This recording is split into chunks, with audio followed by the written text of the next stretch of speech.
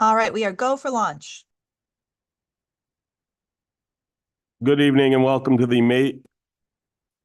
Sorry, this one wasn't updated. To the 29th? Yep. May 29th. Sorry. We knew there's something about today that it's anything that can go wrong has gone wrong. Let's start again. Good evening and welcome to the May 29th, 2024 Henrietta Town Board meeting. I'd like to call the meeting to order. Please call the roll. Councilmember Page, Here. Councilmember Belanca, Here.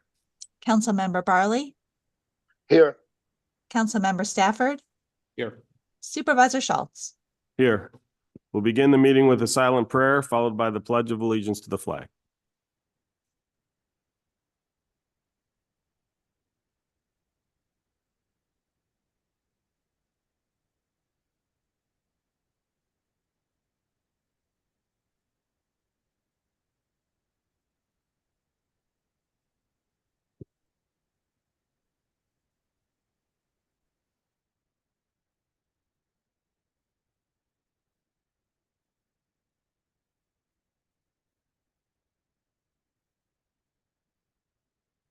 I pledge allegiance to the flag of the United States of America and to the republic for which it stands, one nation, under God, indivisible, with liberty and justice for all.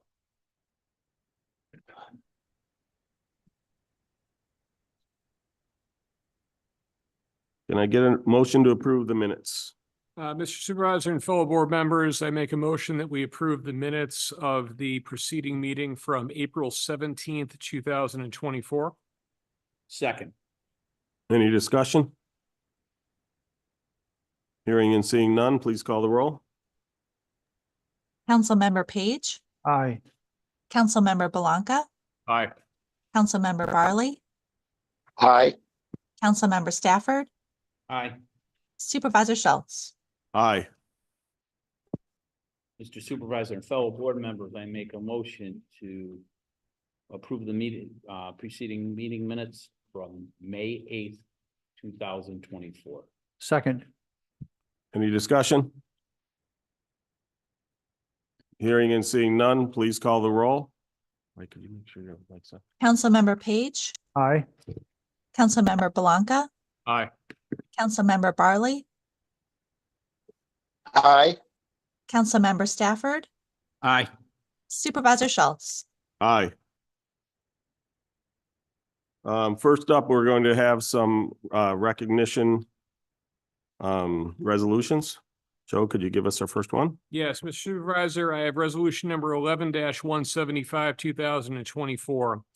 Whereas Benjamin P. Carlson has achieved the rank of Eagle Scout in Boy Scout Troop 134. And whereas to achieve that rank, Benjamin earned merit badges in 26 disciplines, earning him a Bronze Palm Award, including first aid, which was the first merit badge he taught as a counselor at Camp Babcock-Hovey, leading him to pursue potential career in education. And whereas during his time in Scouts, Benjamin held the positions of troop guide and assistant senior patrol leader, as well as patrol leader and senior patrol leader in a previous group, and camp counselor, and received Arrow of Light. And whereas Benjamin graduates this June from Rush Henrietta Senior High School, where he was involved in RH Singers, Jazz Ensemble, RH Spotlight Theater Group, and was in the Performance of Oklahoma, and was a member of the National Honor Society, Tri-M Honor Society, NISMA All-County, NISMA All-State, and inducted into the Henrietta Youth Hall of Fame class of 2024. And whereas Benjamin plans to attend SUNY Geneseo for a degree in adolescent education with plans to pursue his master's degree. And whereas for his Eagle Scout project, Benjamin led a team to clean out the storage space for the Spotlight Theater Club, redesigned and organized the space, including constructing new storage shelves and rolling racks, raising over $700 for the project, and leading a team of 43 volunteers, putting in a total of over 134 hours of work in the project. Therefore, be it resolved that the Henrietta Town Board joins the Rush Fire Department sponsors of Troop 134, in recognizing the achievement and honor of Benjamin P. Carlson in attaining the rank of Eagle Scout. Second. So as you can see, Ben's done a thing or two. The achievements of these kids is amazing. This recognizing Eagle Scouts and Gold Stars is one of my favorite tasks on the town board. This group has a special place for me because they were contemporaries of my youngest son. In fact, I still remember their first year in the troop. They won the Klondike Challenge.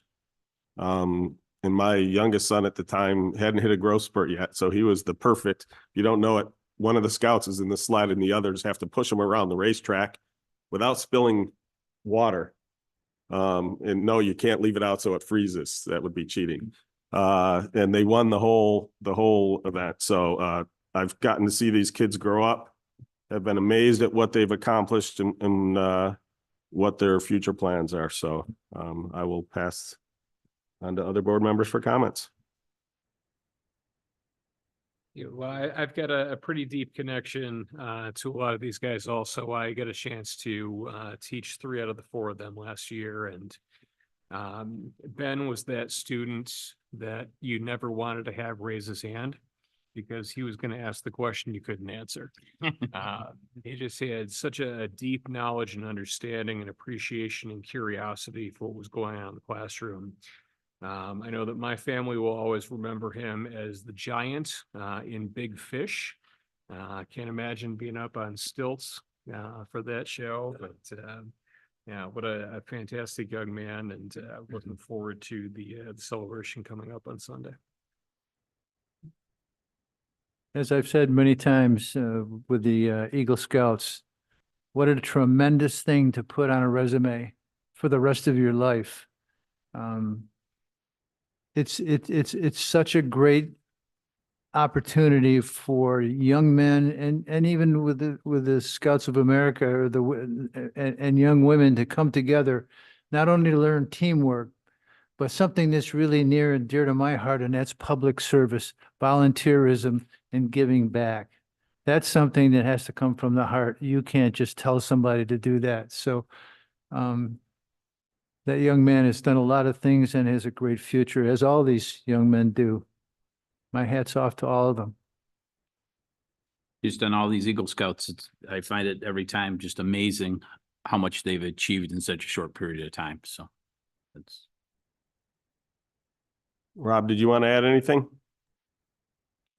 Yeah, congratulations, Benjamin. I'm really sorry that I'm not able to be there to congratulate you in person.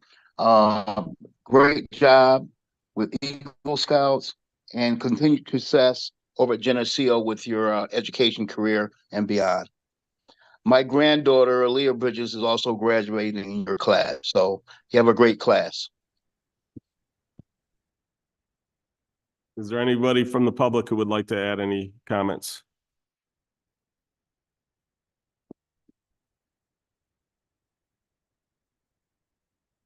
Yeah, Nicholas Hirsch, 62 Acorn Lane. I just want to say again, once before, that again, I'm a big proponent of community service. And as Mr. Page has stated, and as I know, being a recipient myself, that this is something that has to definitely come from a person's own self-will. It's not something that a person does because they're forced to do it. They have to want to do it. And again, anybody who does this sort of thing definitely deserves recognition for it, because there's not enough of that today. There's not enough of that going around, especially in the world we live in. So again, yeah, my hat's off to all of the young people that are volunteering their time, their energy, their hard-earned work to serve the community, because that is very important. Anyone else?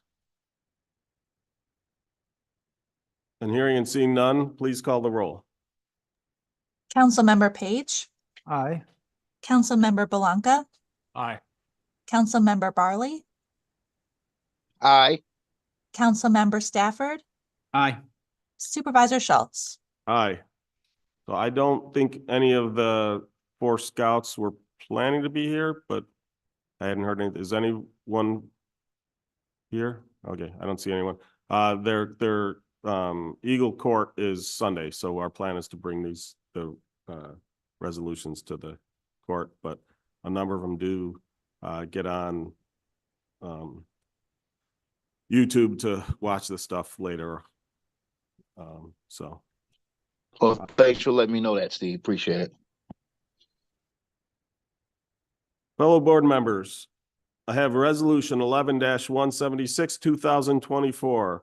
Whereas William N. Hager has achieved the rank of Eagle Scout and Boy Scout Troop 134, and whereas to achieve that rank, Will earned merit badges in 33 disciplines, earning him bronze and gold palm awards, including the Wilderness Survival Badge, which holds special memories for him from spending a night in a survival shelter he built. And during his time in Scouts, Will held the positions of Troop Guide and Senior Patrol Leader, and received the Massawepie Archery Award for highest score. And whereas Will graduates this June from Rush Henrietta Senior High School, where he held high honor roll throughout, was in the top 10% of his class, a member of the National Honor Society, Tri-M Music Honor Society, German National Honor Society, and a recipient of the American Chemical Society Chemistry Achievement Award, with plans to attend the University of Rochester to study computer science. And whereas Will has also climbed all 46 peaks in the Adirondacks with an elevation above 4,000 feet, and is a member and officer of the Rush Henrietta Natural Helpers, a program that trains students to connect vulnerable peers to trusted staff members and other resources. And where for his Eagle project, Will designed, built, and installed a standing garden for the Henrietta Senior Center at a height making it easy to work even with mobility impairment, plus storage for tools and grills. Therefore, be it resolved that the Henrietta Town Board joins the Rush Fire Department, sponsors of Troop 134, in recognizing the achievement and honor of William N. Hager in attaining the rank of Eagle Scout. Second. So again, I won't repeat a lot of what I just said, although I will note that with their outdoor, they had created at Massawepie, which was often the Scouts' favorite trip. It's up in the Adirondacks for those who don't know. They created this, I think they called it Camp Mini Bear. But they, rather than build a bunch of individual shelters, they built one giant shelter where they could all hang out and stay up all night and be really tired the next day. So they definitely had a lot of fun doing some of this stuff. But like I said, you hear the list of what these kids done, and it's just amazing. I'm really impressed with all 46 peaks in Yeah. in the Adirondacks. It's cool. Yeah, and yeah, Ben and Will are always going to be joined together because they sat next to each other in the same class and pushed each other. Tough to explain, again, things that I didn't say about Ben, but just it's the depth of knowledge that they have and the interest that they have in the world around them is really impressive. Any other comments? And Congratulations to Will and success at U of R. Rob, could you repeat the start? I was speaking. I'm sorry, I'm probably delayed anyway, but I'm going to say congratulations to Will and much success at your University of Rochester with his educational career. Great, thank you. Hearing and seeing no further comments, please call the roll. Councilmember Page, Aye. Councilmember Blanca, Aye. Councilmember Barley. Aye. Councilmember Stafford, Aye. Supervisor Schultz. Aye. Mr. Supervisor and fellow board members, I have resolution 11-177, 2024. Whereas Luke R. LaForest has achieved the rank of Eagle Scout in Boy Scout Troop 134, and whereas to achieve that rank, Luke earned merit badges in 33 disciplines, including bronze and gold palm awards, including for a small boat sailing, a sport he enjoys, and after which he also able to teach others to operate sailboats. Whereas his time as a scout, Luke held the position as patrol leader, assistant senior patrol leader, senior patrol leader, and achieved the Monroe County Youth Citizen of the Year Award, and was inducted into the Henrietta Youth Hall of Fame in 2024. And whereas Luke graduates this June from Rush Henrietta Senior High School, where he is a member of the National Honor Society and has held high honor roll throughout high school, with plans to attend Monroe Community College in the fall. And whereas for his Eagles Scout project, Luke revitalized Pioneer Hill Cemetery on Rush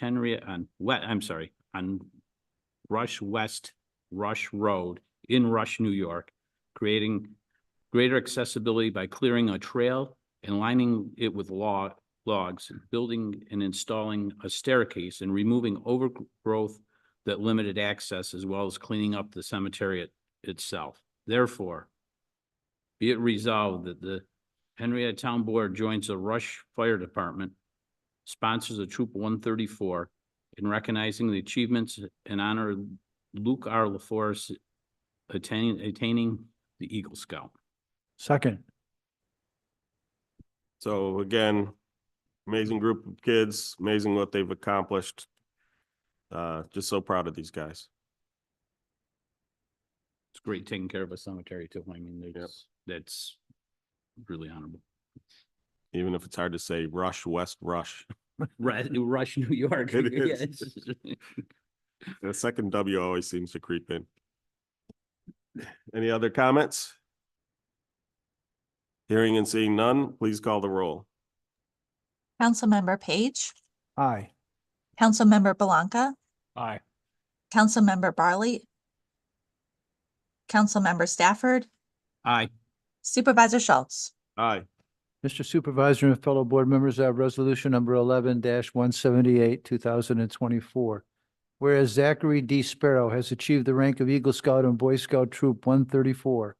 And whereas to achieve that rank, Zach earned merit badges in 36 disciplines, earning him bronze, gold, and silver palm awards, including for cooking, which allowed him to discover his new great passion, and citizenship in society, which opened his eyes to the world around him.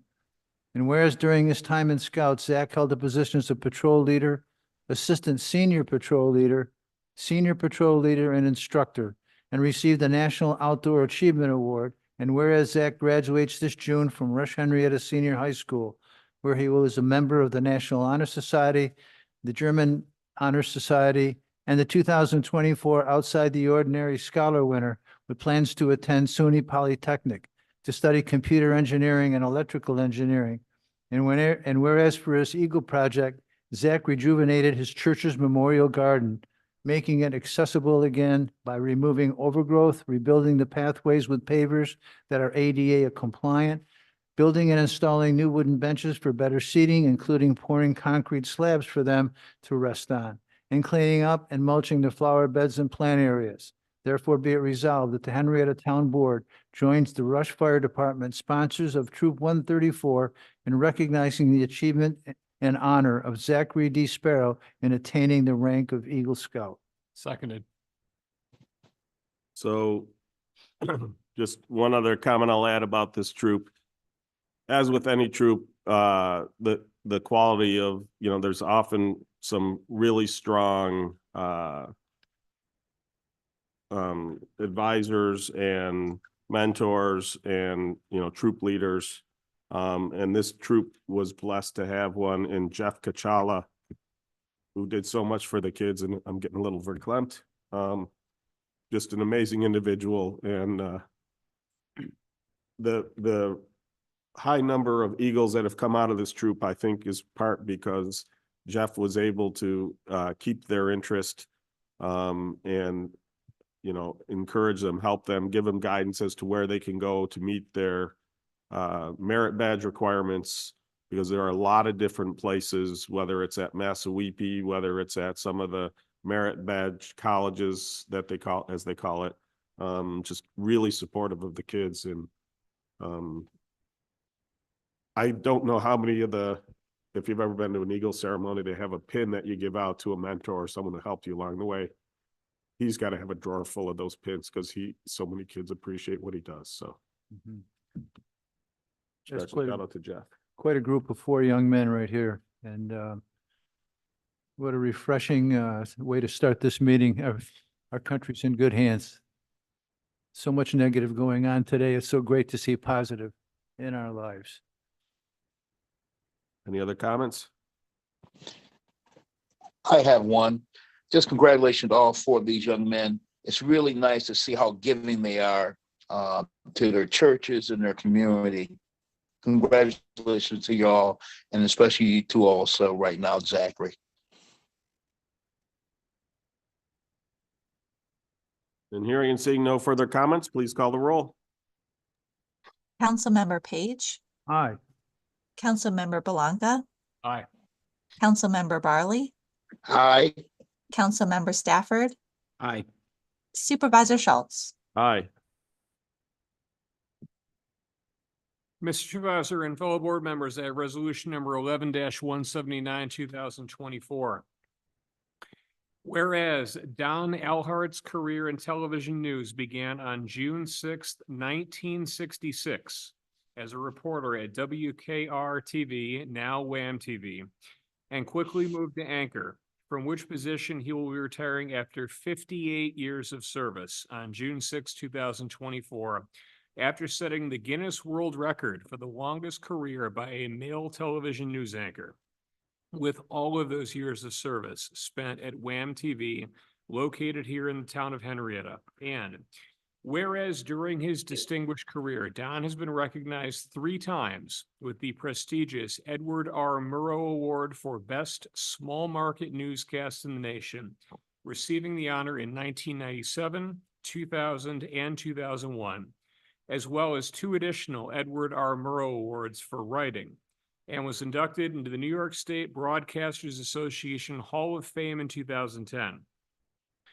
And whereas Don has also been very active in the community, volunteering with Arc of Monroe for 40 years, receiving the Community Partner Award for them in 1982, hosting annual Weekend with the Stars for cerebral palsy events for over a decade, and receiving the Community Service Award from the New York State United Cerebral Palsy Association in 1986, receiving the VFW Award of Merit, the Humanitarian Award from the Rochester Police Rosewood Club, the Mass Media Communicator Award from SUNY Brockport, the Ithaca College Alumni Award, the prestigious Others Award from the Salvation Army, and the Tikkun Olam Award from the Jewish Community Center of Rochester.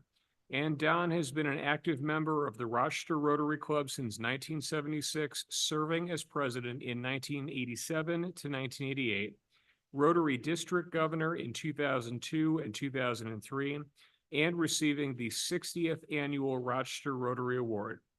Therefore, be it resolved that the Henrietta Town Board joins WHTF and Wham-TV in recognizing the long and distinguished career of Don Alhart and thanking him for the service he has provided to the community, as well as the class and professionalism he has displayed while providing that service. And thanks to his wife, Mary, and all his family for sharing Don with this community.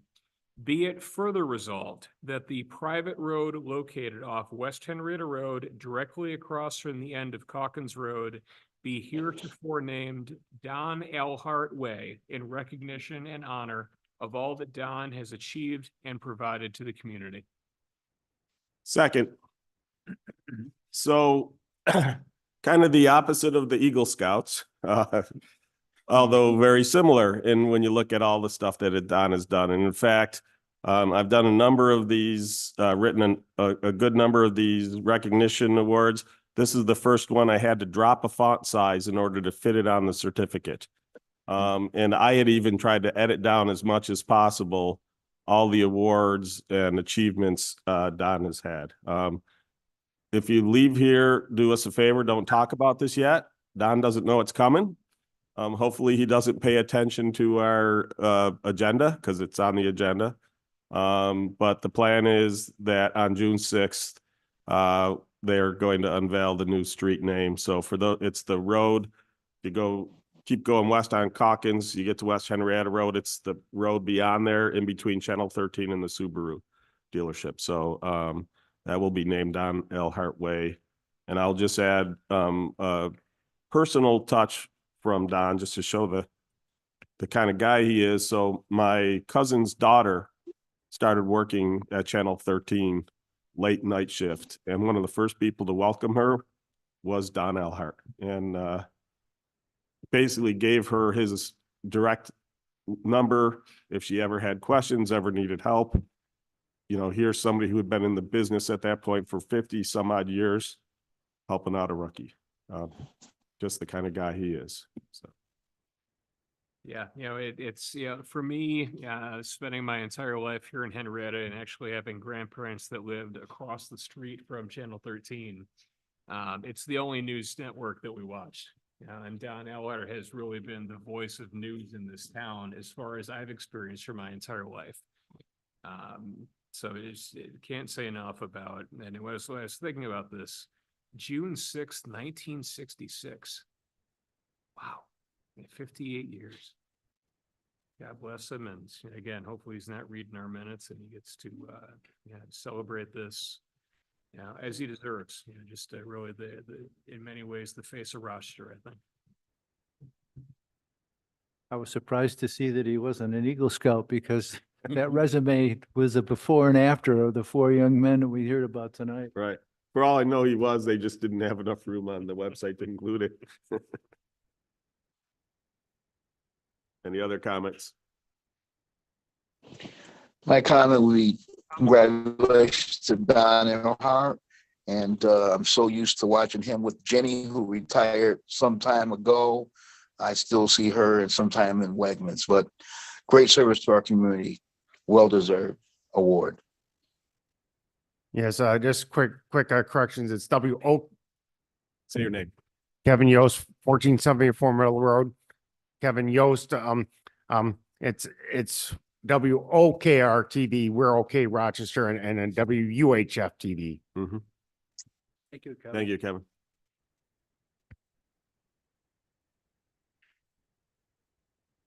I'm Chuck Samuels, the general manager of Channel 13, and I just wanted to say thank you to the town of Henrietta on behalf of all of us at Channel 13.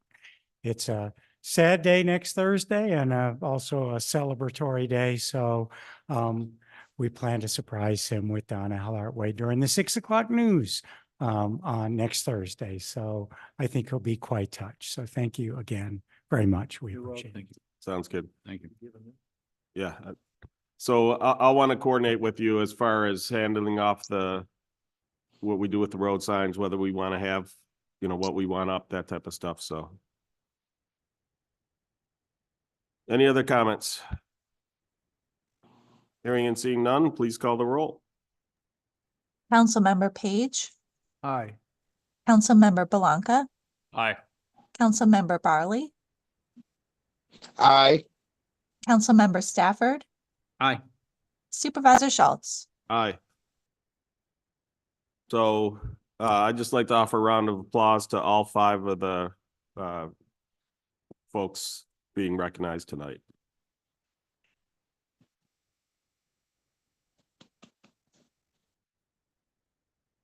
And we're not quite done with that. We have our first presentation is the Historic Site Committee 2024 Centennial Farm Award.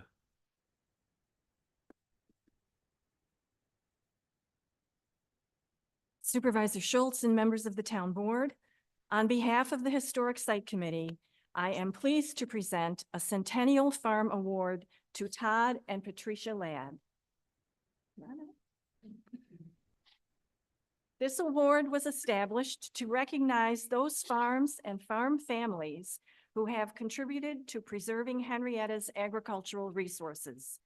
Originally, like most of the towns in this area, Henrietta was a farming community until the mid-20th century. Today, about 11% of the land is still agricultural. The Ladd family settled in Henrietta around 1819 on Reeves Road. In 1929, Todd's grandfather, Claire D. Ladd, purchased the farm we are recognizing today. This property was first owned and developed by John Bushman, who settled along what is now Telephone Road in 1811. Claire D. Ladd was a dairy farmer and auctioneer.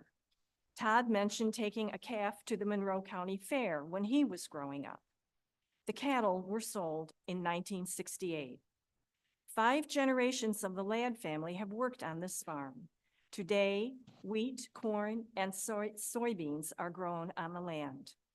We are deeply grateful for the strength and perseverance of the families who have worked their land for multiple generations despite the economic challenges of modern agriculture. Congratulations to Todd and Patricia, and thank you for all you have done to preserve such a valuable resource for our community. Congratulations.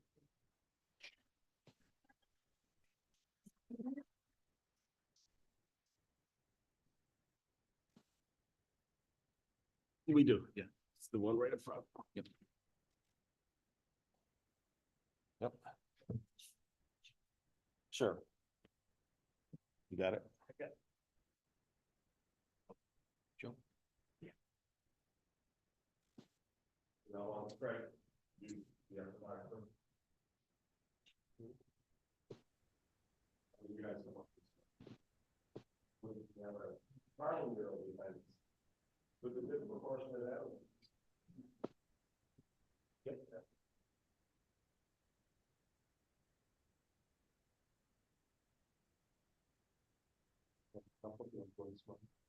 Like obligatory phrases to say go Red Sox. Right. I will love that we don't have to say where.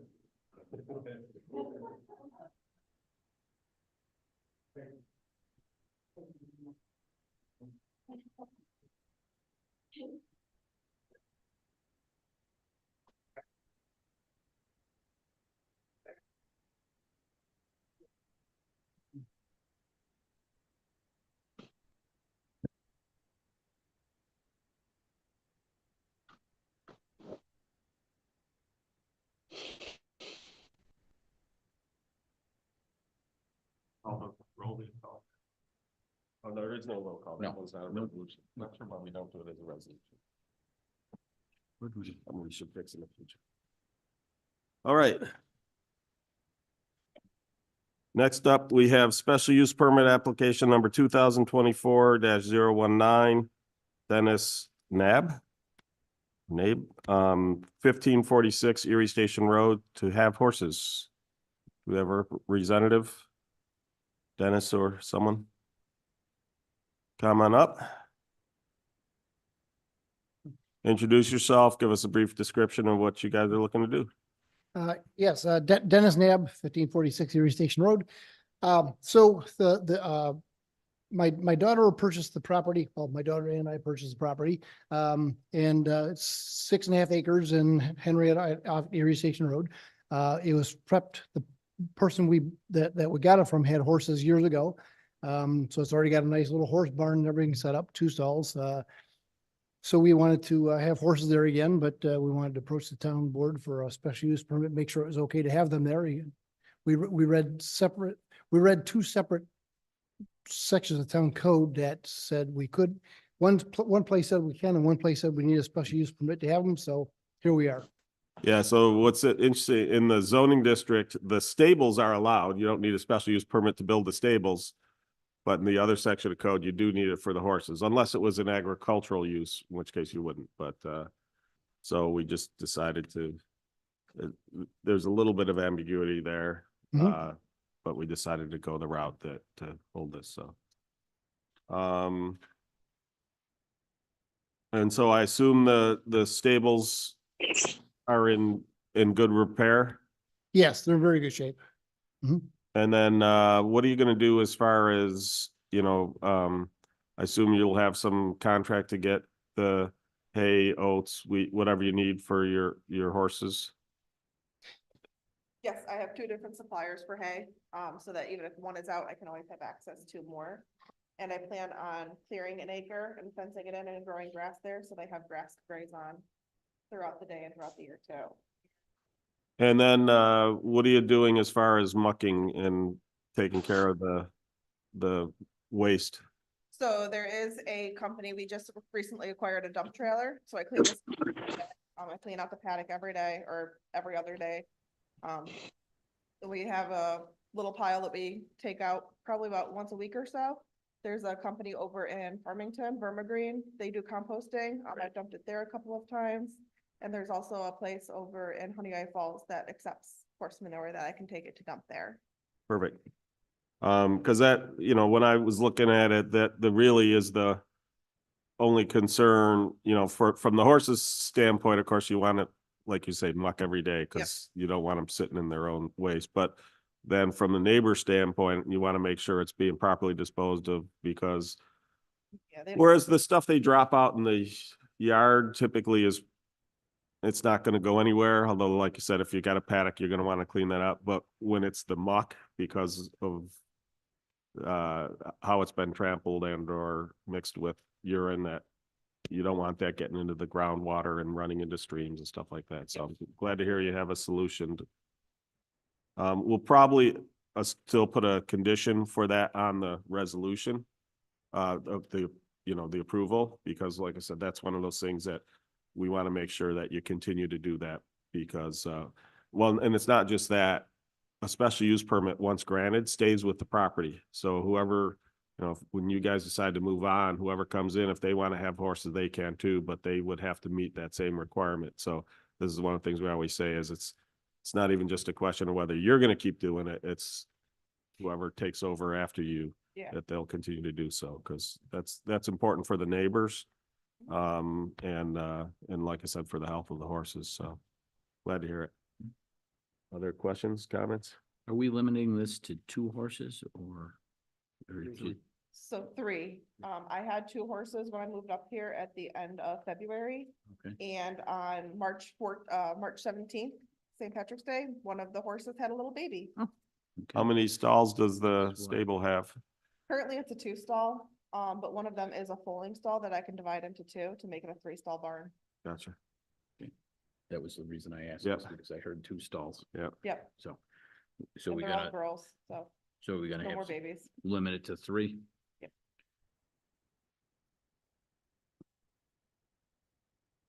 I just wanted to check because I'd written up the condition. Could I interject quickly while you're doing that? I got Dennis's name. I missed the other speaker's name. Sorry, my name is Jessica Nab. Thank you, Jessica. And while Steve looks that up, was notice sent out to the neighbors on this? It was, in fact, we received an email from a neighbor. Okay, and it was not, I take it wasn't a negative? They're only, no, they think it's great, other than they just had a concern to make sure that the manure wasn't getting into the Yeah. groundwater, because the creeks then, from there, it runs past, the creek runs past a number of houses. So obviously, if it gets into the groundwater, that creates issue. Okay. That was from, Okay, I don't really need. okay. A special father that lets his daughter have horses. Well, they were slightly conditional with me moving back to Rochester. I was living in Maryland and the horses were living down there with me. So I said, we'll come home, but the horses are coming with me. Grand horses. So he said, "Yep, let's get the property set up then." Yep. Sounds So good. that's great. Yeah, I had a horse for many years. Miss it sometimes, but I just didn't have the time to, it's a time commitment. Although having them at your own property helps some, but, all right. Any other questions from the board? It's also noted in the application, I have a brain injury, and that's, the horses are a good therapy for me, so that's another reason why we were glad she was able to bring the horses up closer. I'm sorry to hear that, but glad to hear that the horses will help. But I'll tell you that the horses are great, although I learned, I had a friend from New York City. Their only experience with horses were crowd control horses. So they were a little intimidated by horses. But yeah, they're wonderful animals. So, all right. Do we have any questions or comments from the public? Okay, then hearing and seeing none, I'm going to close the public hearing for special use permit application 2024-019 for horses. I will, fellow board members, I resolve that we approve special use permit application number 2024-019, Dennis Nab, 1546 Erie Station Road, to have up to 3 horses on the property. With the following condition, that the owners regularly muck the stalls to remove waste products and dispose of that waste properly in an area that will not allow waste material to be carried off by rain or storm runoff, especially into nearby streams or stormwater systems. Second. Any other questions or comments? Hearing and seeing none, please call the roll. Councilmember Page, Aye. Councilmember Belanca, Aye. Councilmember Barley, Aye. Councilmember Stafford, Aye. Supervisor Schultz. Aye. Congratulations and good luck getting all set up. Becky, I'm just gonna pause a second. Dan, can you see what that message is on the screen? He's currently, Becky Wiesner is currently the host. Okay. I assume, Becky, that's not, You want me to try to delete that? I'm okay with it being there unless it's being sent out as part of our recording. There it goes. We Perfect. can't see the message. Okay, I took it Dan took care of it. Okay.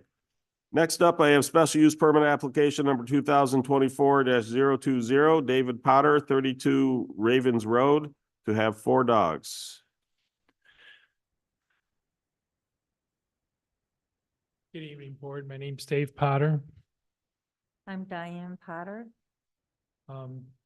Right now, we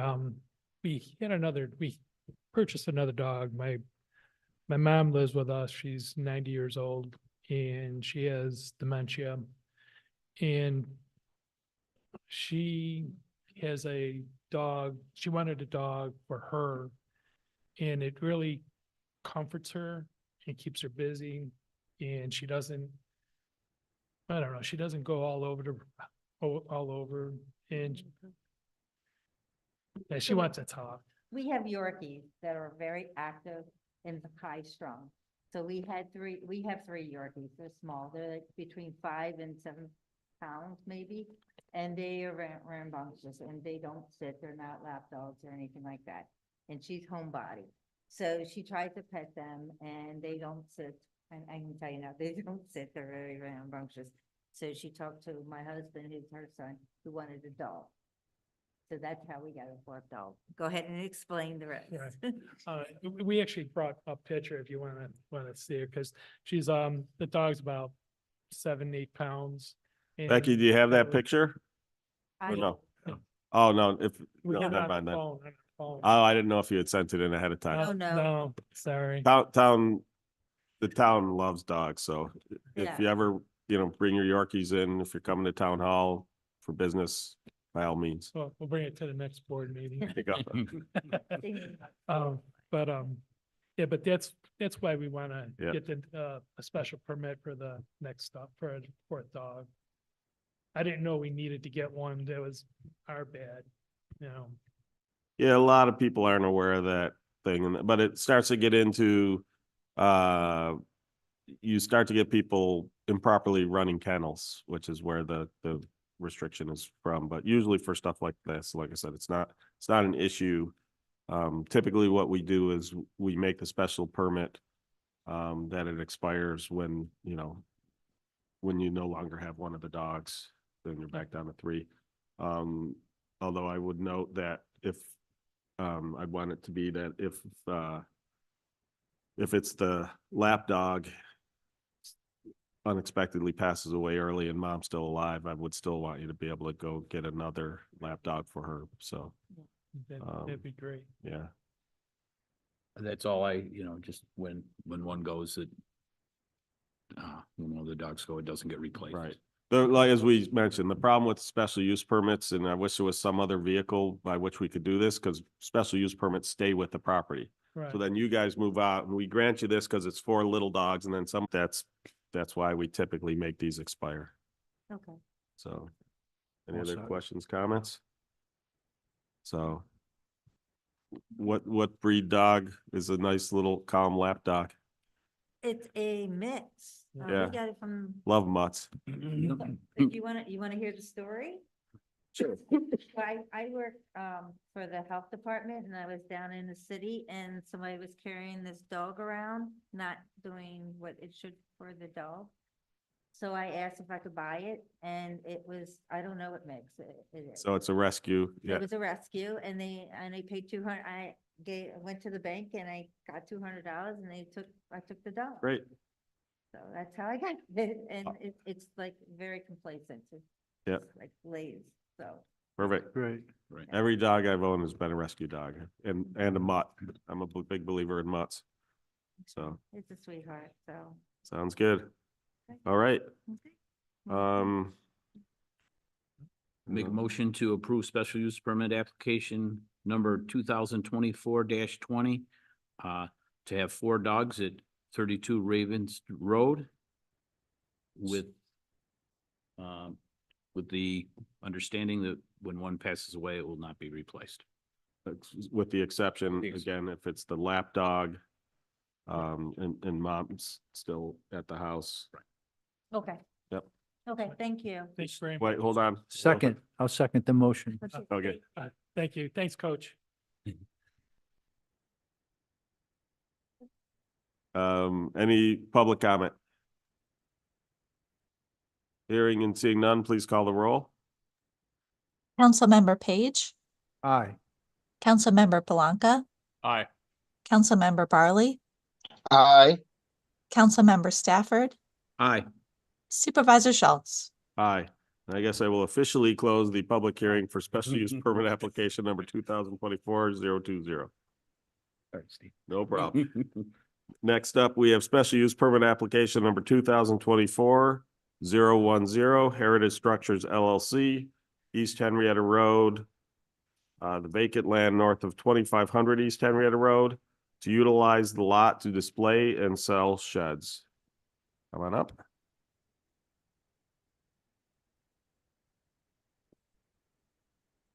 Yeah, my name is Kurt Workington. I work for Heritage Structures and we were looking for a place to display and sell sheds, as it says.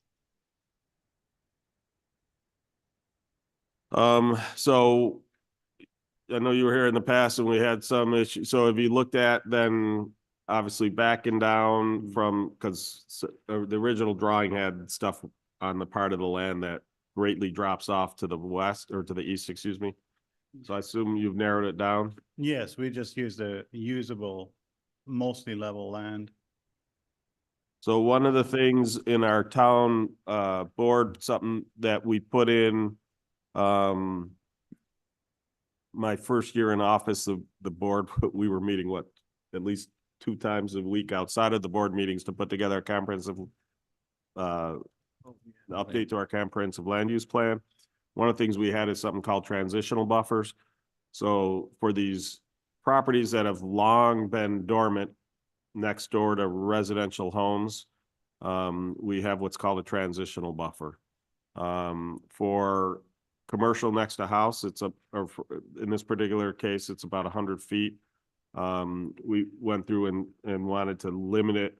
The planning board can reduce that some. We wanted to put a limit that they can't reduce it past 80 feet. That way there's plenty of vegetative buffer to the houses to the east. We'd want that to stay vegetated, so not take down trees within that buffer.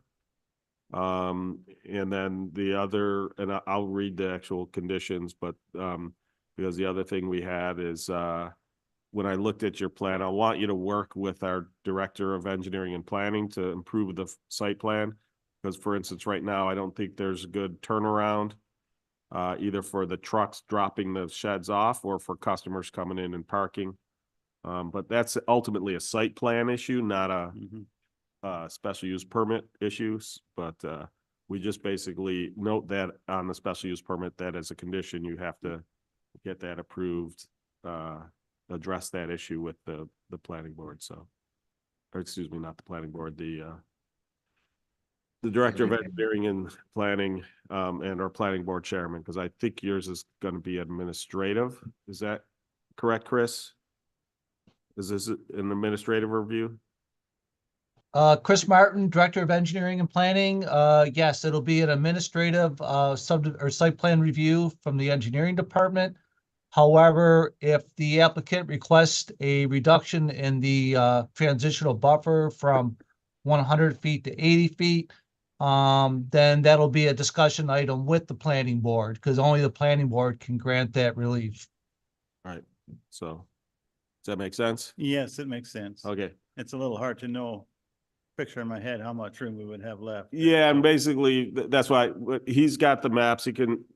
He being Chris Martin can help you and show you, help you work on that, Yeah. so. But let me just read the conditions. If any work is proposed within the New York State right of way, then a permit will need to be obtained from the New York State Department of Transportation. Number two, final site plan must include sufficient customer turnaround, subject to approval by the Director of Engineering and Planning. Three, a transitional buffer is required along the property lines in common with the residential properties to the east, with a final width determined by the planning board per town code 29560E. Now, again, if you go with what's in that section of code at 100, you don't have to do it. But basically, the condition says with a minimum width of 80 feet to satisfy this condition. Number four, no trees shall be removed within the transitional buffer other than the removal of dead trees. And if a large number of trees die or have died such that there is an opening in the vegetative screening provided by this transitional buffer, the applicant must plant new trees to fill in the openings in the vegetative screening, again, as approved by the Director of Engineering and Planning. And finally, five, it's conditioned upon you receiving final site plan approval from the Planning Board Chairman and the Director of Engineering and Planning. So even though it's administrative review, the Planning Board Chairman also signs off on it. So is that, all those sound doable? We'll see how much room we have left and I'll see. Yeah, so I mean, yeah. in looking at the plans, there's no question you can do a full row of all the sheds. Mhm. Whether you're gonna have enough room the whole length to do an Another- east and west side, that's where it gets tough, because Right. leaving place for the trucks to get in and drop the sheds off and people to pull in and park and turn around. Yeah, That's it's not a big piece of property. We Yeah, know that, and if it doesn't work, it doesn't work. If it does work, great. yeah, so like I said, Yeah. you'll definitely be able to get a bunch of sheds on there. I don't know if you'll quite get as many as you had on your drawing, but Which wouldn't be strange. Right. We have our sites up there somewhere. that's right. So doesn't have anything to do with a special permit, though. So you, upon purchase of one of your sheds, you have the equipment to deliver it to the homes Yes, and to place it? yeah. Okay. yeah. Yeah. And just for interest, if somebody had an old shed, could you take it away as well? Can you work that into it? We don't necessarily offer that. That's more of a service you would Yeah, contract with the driver okay, it's kind of a separated yeah, thing. thank you. Going off of Councilman Page's remarks, when somebody buys a shed, they go to your location, looks at a shed, oh, I like this one. Does a truck come there and pick it up, or do you build another one at another location and then bring it to the home or business? If they buy that exact one, we pick that one up. Okay, Often they want a few small changes, so around 50% of our sales are off lot, to give you an idea. So, okay. Because then we really got to make sure we got a good turnaround and everything else yeah, for the trucks. yeah. I Well, mean, we would want it too, because we can't be hanging out in the road there trying to load a shed. It won't Yeah, work, you so. definitely cannot be in the road. The No. New York State DOT will shut you down. Yeah. One of the questions when we were talking about this that came up at workshop last night was whether you were gonna have one of the sheds operating like as an office, or, how do you typically handle that? We typically insulate one, finish one out, and have it as an office, still for sale.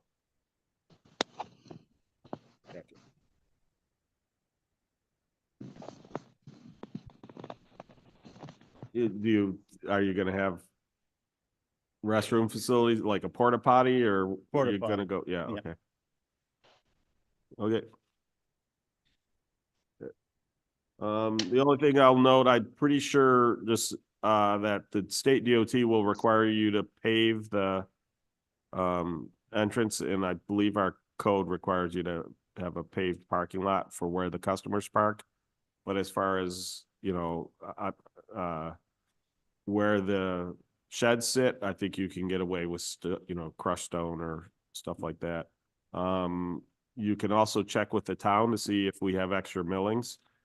We provide millings for free to residents and businesses in the town on an as available basis. So if you need something put down underneath, it's basically like they were just doing milling out here. Mhm. It's a machine that digs Yeah. up the pavement and you end up with this pavement grinding, which often works well for, you know, in like a parking lot or a surface upon which, because it can still drain even though you know, and that way you have your sheds on something.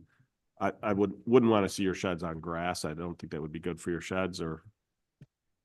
Some are on grass, but the grass dies under there Right. anyway, so it's usually not a good idea. So. I'm not sure I know the residential code on that. I don't know the business code, so you may not be allowed to put them on grass, just so you know. You could check with the Department of Building. So that I would find out later as far as the requirements for an apron or a paved. Yeah, yeah. So when you apply for your permit from New York State DOT, they'll tell you what's required. Okay, perfect.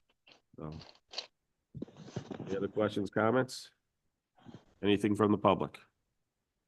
This is kind of an unusual special use permit as far as, you know, not being a business, you know, not being a business, not having a permanent structure there and Right. everything else. Is there any way we could limit this for a couple of years possibly and see how it goes?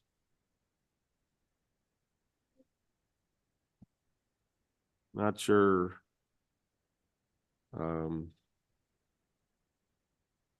But I don't know if that's fair to him because then you're buying this property, I assume, right? He's leasing. Or it. he's leasing it? Yep. Yeah. Okay. How long, do you know how long the lease is? 1 year lease to start with. But it's subject to renewal. Right. I mean, I would throw what that. do you see? I'm just curious what you see as an issue, because I my just- point is we can make that a condition, and if he violates that condition, then you have grounds for revocation. As I think would make more sense. Okay, we've never really had something like this where it's not a permanent Oh, business when. Marketplace Mall right now. that's not completely true. There's been others. Yep. Well, Yeah, I don't know anything about, yeah. I didn't have anything to do with that one, so at Marketplace, so I didn't even know. So, okay, I'll drop it. okay. Anything else? Could you step aside? We have someone who wishes to speak. Kevin Yost, 1474 Middle Road. I assume this is the old Michael's Lawnmower property? I don't know Next to it. who Just owned the property previously, but it's just north of that barn. Michael's property, next to Michael's barn. Oh, it's on the opposite side of Michael's barn from Michael's? Uh-huh. Okay, it's on the Next north to side, it. whereas No, next Michael's to is it. on Hold the on. south side. No, It's on the east side of the road, Yes, just north of the barn. Okay. It's a separate parcel north of the barn. It goes from there to, what is it, the Tim Hortons to the north? Or I think it's a flower shop. flower shop? There's another shop to the north, so it's bounded on either side by commercial properties. But on the east, it goes down the hill to the residential houses at the bottom. yeah, so it's on the opposite side of the barn, whereas Michael's was on it. So Michael's on the south side, this is on the north side, so it's on the opposite side of barn from Michael's. Okay. Okay, thank you for clarification.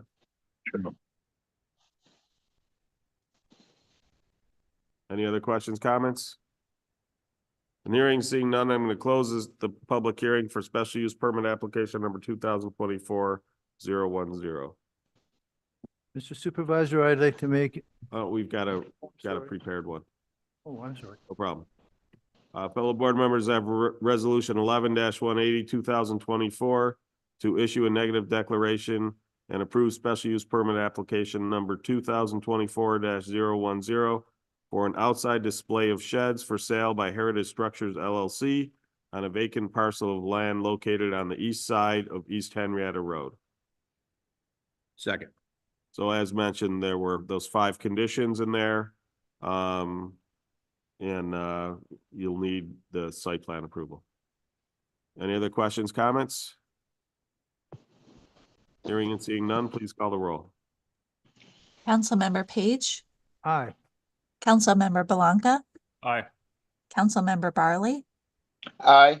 Councilmember Stafford, Aye. Supervisor Schultz. Aye. Congratulations. I'm not sure if it'll be much help to you, but if there's any benefit from being that you think you get from the Henrietta Chamber of Commerce, or would just at least like to be put in touch with them, send me an email at supervisor@henrietta.org and I'll put you in touch with them. They can do a ribbon cutting, although I'm not sure. I guess when you're ready to sell your first shed, display and sell your first shed. You bet. Next up, we have the proposed revocation of special use permit number 2020-032, truck parking on Commerce Drive by Marlwood Partners LLC. I'm going to call, actually, before you guys come up, I'm going to call our deputy town supervisor up to talk about some of the issues, and then we'll have you up. You could just start there and present. Thank you. Good evening, members of the board. Craig Eckert, Deputy Supervisor for the town of Henrietta. I've put together some information for you based off the special use permit. Presented it via email, via last night, and through the town board and through Rebecca Weisner. The issues, as we've talked about, are the unlicensed vehicles parking on the lot and have been for quite some time, probably close to 2 years worth, depending, and certainly varying in amount, and certainly a lot more of the trailers on lot than would have been approved in the special use permit that was granted back in 2021. Through your paperwork, I have that actual special use permit. We are again talking about 2 separate properties here. They're currently operating on both. The western piece, as we call it, is the one that was granted the special use permit for. The eastern piece, there is no special use permit as of yet for what they have. So going back to the special use permit and the following conditions, we're not in agreement here with number 5, where we're meeting with the state, town, and county requirements, being that there's parking more than the 7 tractor trailers, and they are parking unlicensed vehicles on the property. The communication in the special use permit talked about 7 truck parking spaces and 12 cars for employees. The GIS imagery that you have as part of your packet, actually the Monroe County GIS was updated. I don't have a date on it, but it was updated pretty recently. I counted 17 trailers on that piece, on that geo imagery, and about 54 cars, plus or minus. I might be missing 1 or 2 in the shadow. So that's what I was able to count in that. On top of the town special use permit, the DEC permit was part of that application. DEC did sign off as the town to be lead agent, but with the conditions that the photo or phyto remediation area be, let's see, let me use the actual proper terminology here.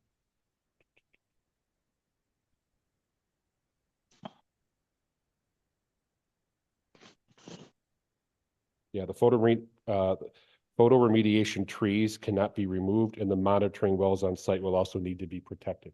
So I'm not aware that the monitoring wells are protected yet. It's part of their punch list. That's the other one of the pieces of paper that you did receive in your packet. To the client's benefit, they just received that punch list. So that's news to them and information that we're still looking at. This project is still open. It's still been operational. They've been continuing to grow, even though we haven't finalized the previous site plan and project that was initiated back in 2011. Was it 11 or 2020? Excuse me, 2021. 21, okay. Thank you. Okay, So that's any information. questions for Craig before we call up the Craig, could you say again, how many cars were there? On that GIS imagery that you have there, I've made multiple, maybe half dozens on site. I never did a full count. They've always been above 24. The GIS imagery you have there, I count about 54. 54, that's what I thought you said. Yes. 17 trailers and 54 cars. Wow. And they were supposed to have 7 trailers, right? Was the- it 7? The communication in the special use permit talked about 7 trailers and 12 spaces for vehicle parking. In addition, that vehicle parking has, from what one of the GIS images that you show, has encroached on that DEC remediation area. Cars were parked in it. I think some of the trees are still alive, but I'm not a horticulturalist by any stretch.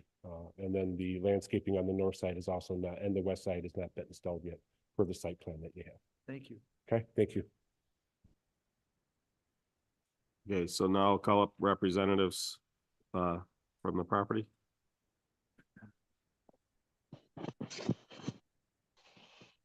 Hello, gentlemen. My name is Mina. Yep.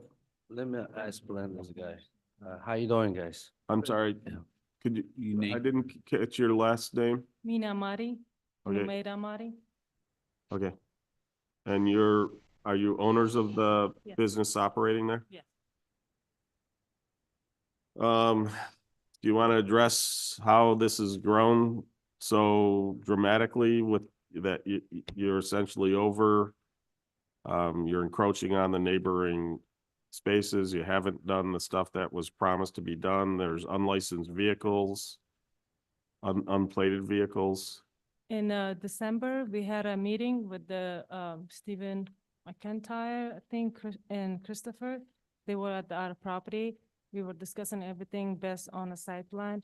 So regarding the 50-something vehicles, that's not correct, because at the meeting also talk about that we also have a car hauling trailer, like that's the part our business, the trucking business. So what happens is driver collects the cars and then loads the trailer and leaves. Or when he comes back, and then, you know, he has to separate and deliver each vehicle one by one. We have a document supporting this. And also unlicensed vehicles with the Well, so slow down a second. So for this guy who's supposedly unloading the vehicles, you're saying his truck holds 54 vehicles? no, there's no 54 vehicles at all. Only 2 in the whole property and. So, right, but in the image, you can clearly see there were, There is never over there 54, never ever. It's just that some, It's 9 and 9. then where did plus these 3. cars appear in the image?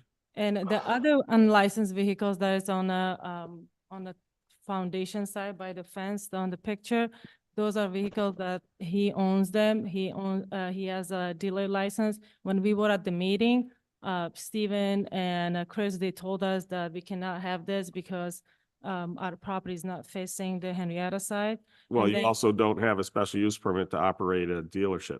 Right, but also that's why we were discussing about it, and he told us unless we have this property facing West Henrietta, then we can have it, and then after we close on the Now, 30 again, just to be clear, you need a special use permit for a dealership license. What he was telling you is that car dealerships can only be on lots that are facing West Henrietta Road. They have to, there's a definition of what does it mean to be facing, so. And specifically between Jefferson Road and Lehigh Station Road. So, your parcel itself does not meet that requirements. If you were to acquire a different parcel, that does have frontage, you could operate a dealership there, assuming you came in and were granted a special use permit. But just owning the property facing West Henrietta Road does not authorize you to start operating a dealership. You need to get a special use permit in order to do that. No, that's correct. So we were in the process of closing on a 3699 West Henrietta property. So after we did close, he stopped by at the office and spoke with the Chris and told him that, hey, you know, we are now owner of this property too, which, you know, is it now okay? Am I able to now, you know, park unlicensed vehicles? He said, he made a joke and also said that, okay, now I can leave you alone.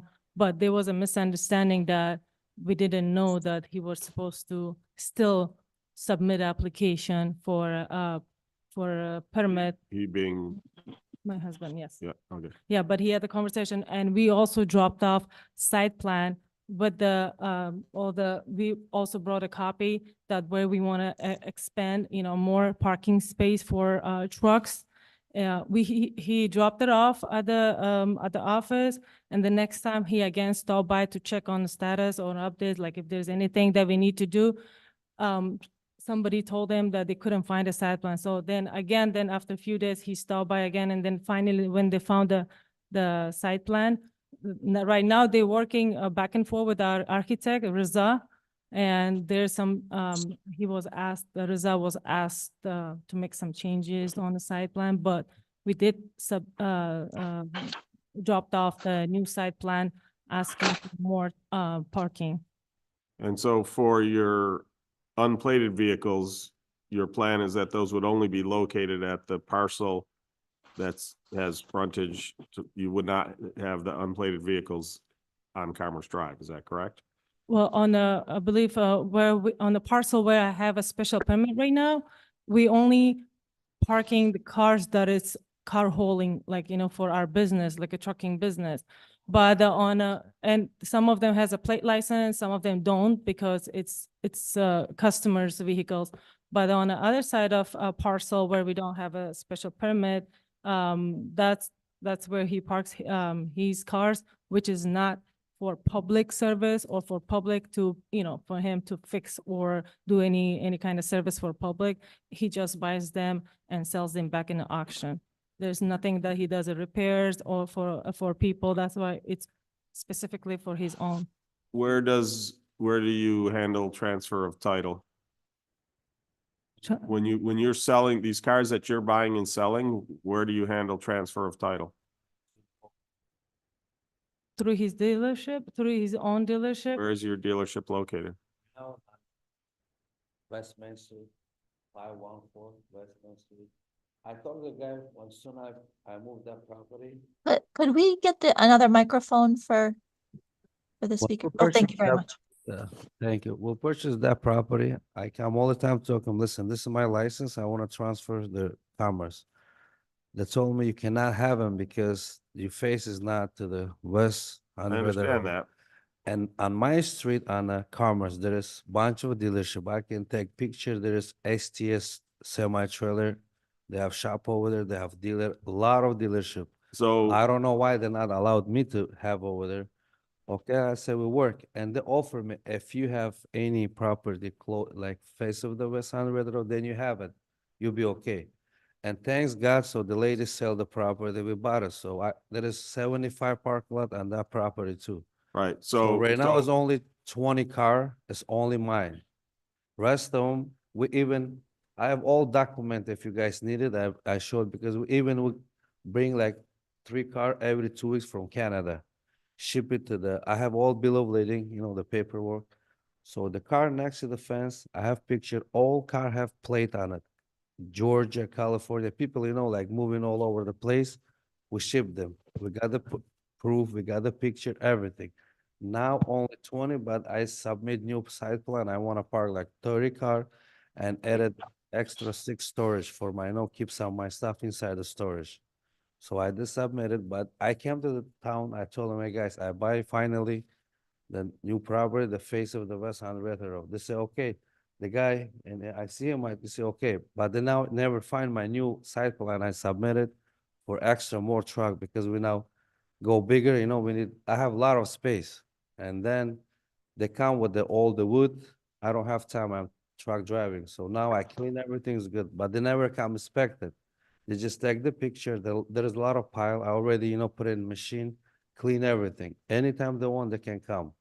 Everything's clean, like beautiful. Just only I want to submit 30 cars my own, like from my dealership.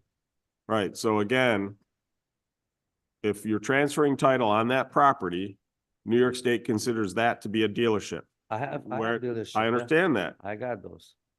But you got 2 different issues, right? To operate a dealership in Henrietta, you need the New York State license. I have it. Let me finish. You need a New York State license, but you also need a special use permit to operate. As to your question of I'm not aware of other dealers, but if there are other dealers on there, there's something what's called pre-existing non-conforming, which just means some of them were around before the change in the zoning law. So like, for instance, there's a dealership over on Linton Road. You couldn't buy a property over there and go open up a new dealership there. But when you change zoning laws, it doesn't mean that those existing uses suddenly have to vacate.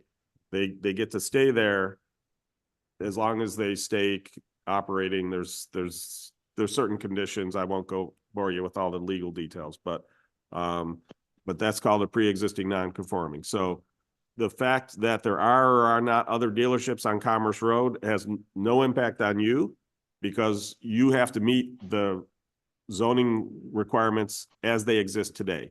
And again, as they exist today, you cannot have unplated vehicles parked on that property off of Commerce Drive.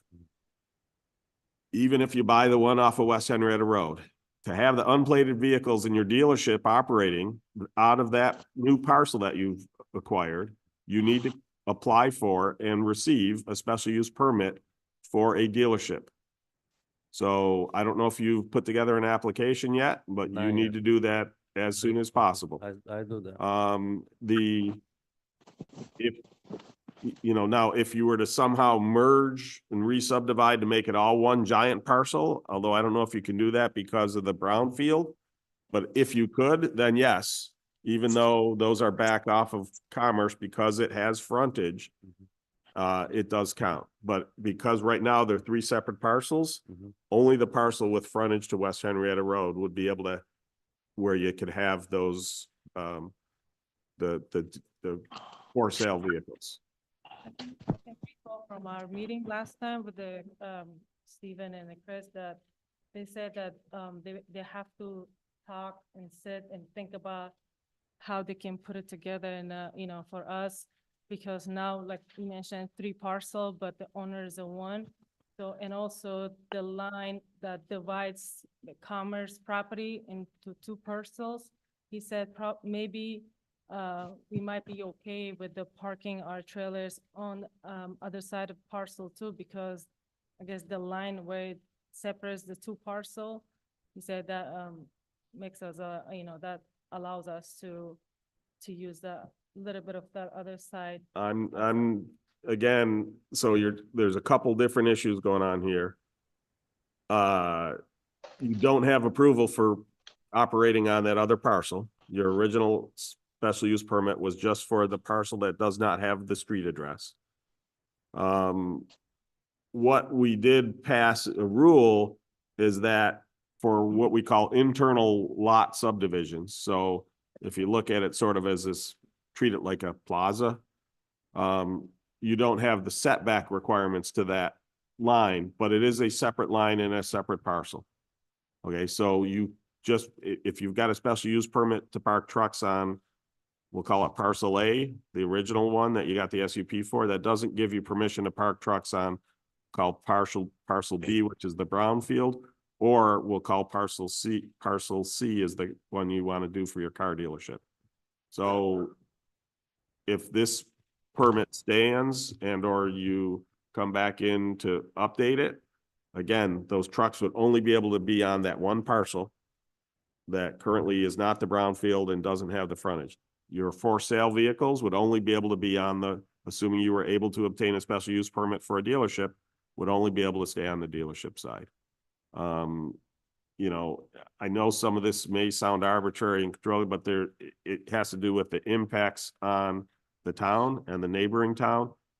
The second thing going on here again is that is a brownfield cleanup site. There is monitoring going on. There is, they're supposed to, some of the wells, the testing wells have to be protected so that they can test to make sure that any of the contamination is not spreading, to check what the levels are, because over time the contamination will decrease and eventually it'll be a full cleanup. But in that time in between, you can't violate the permit from the DEC and, park trucks on that.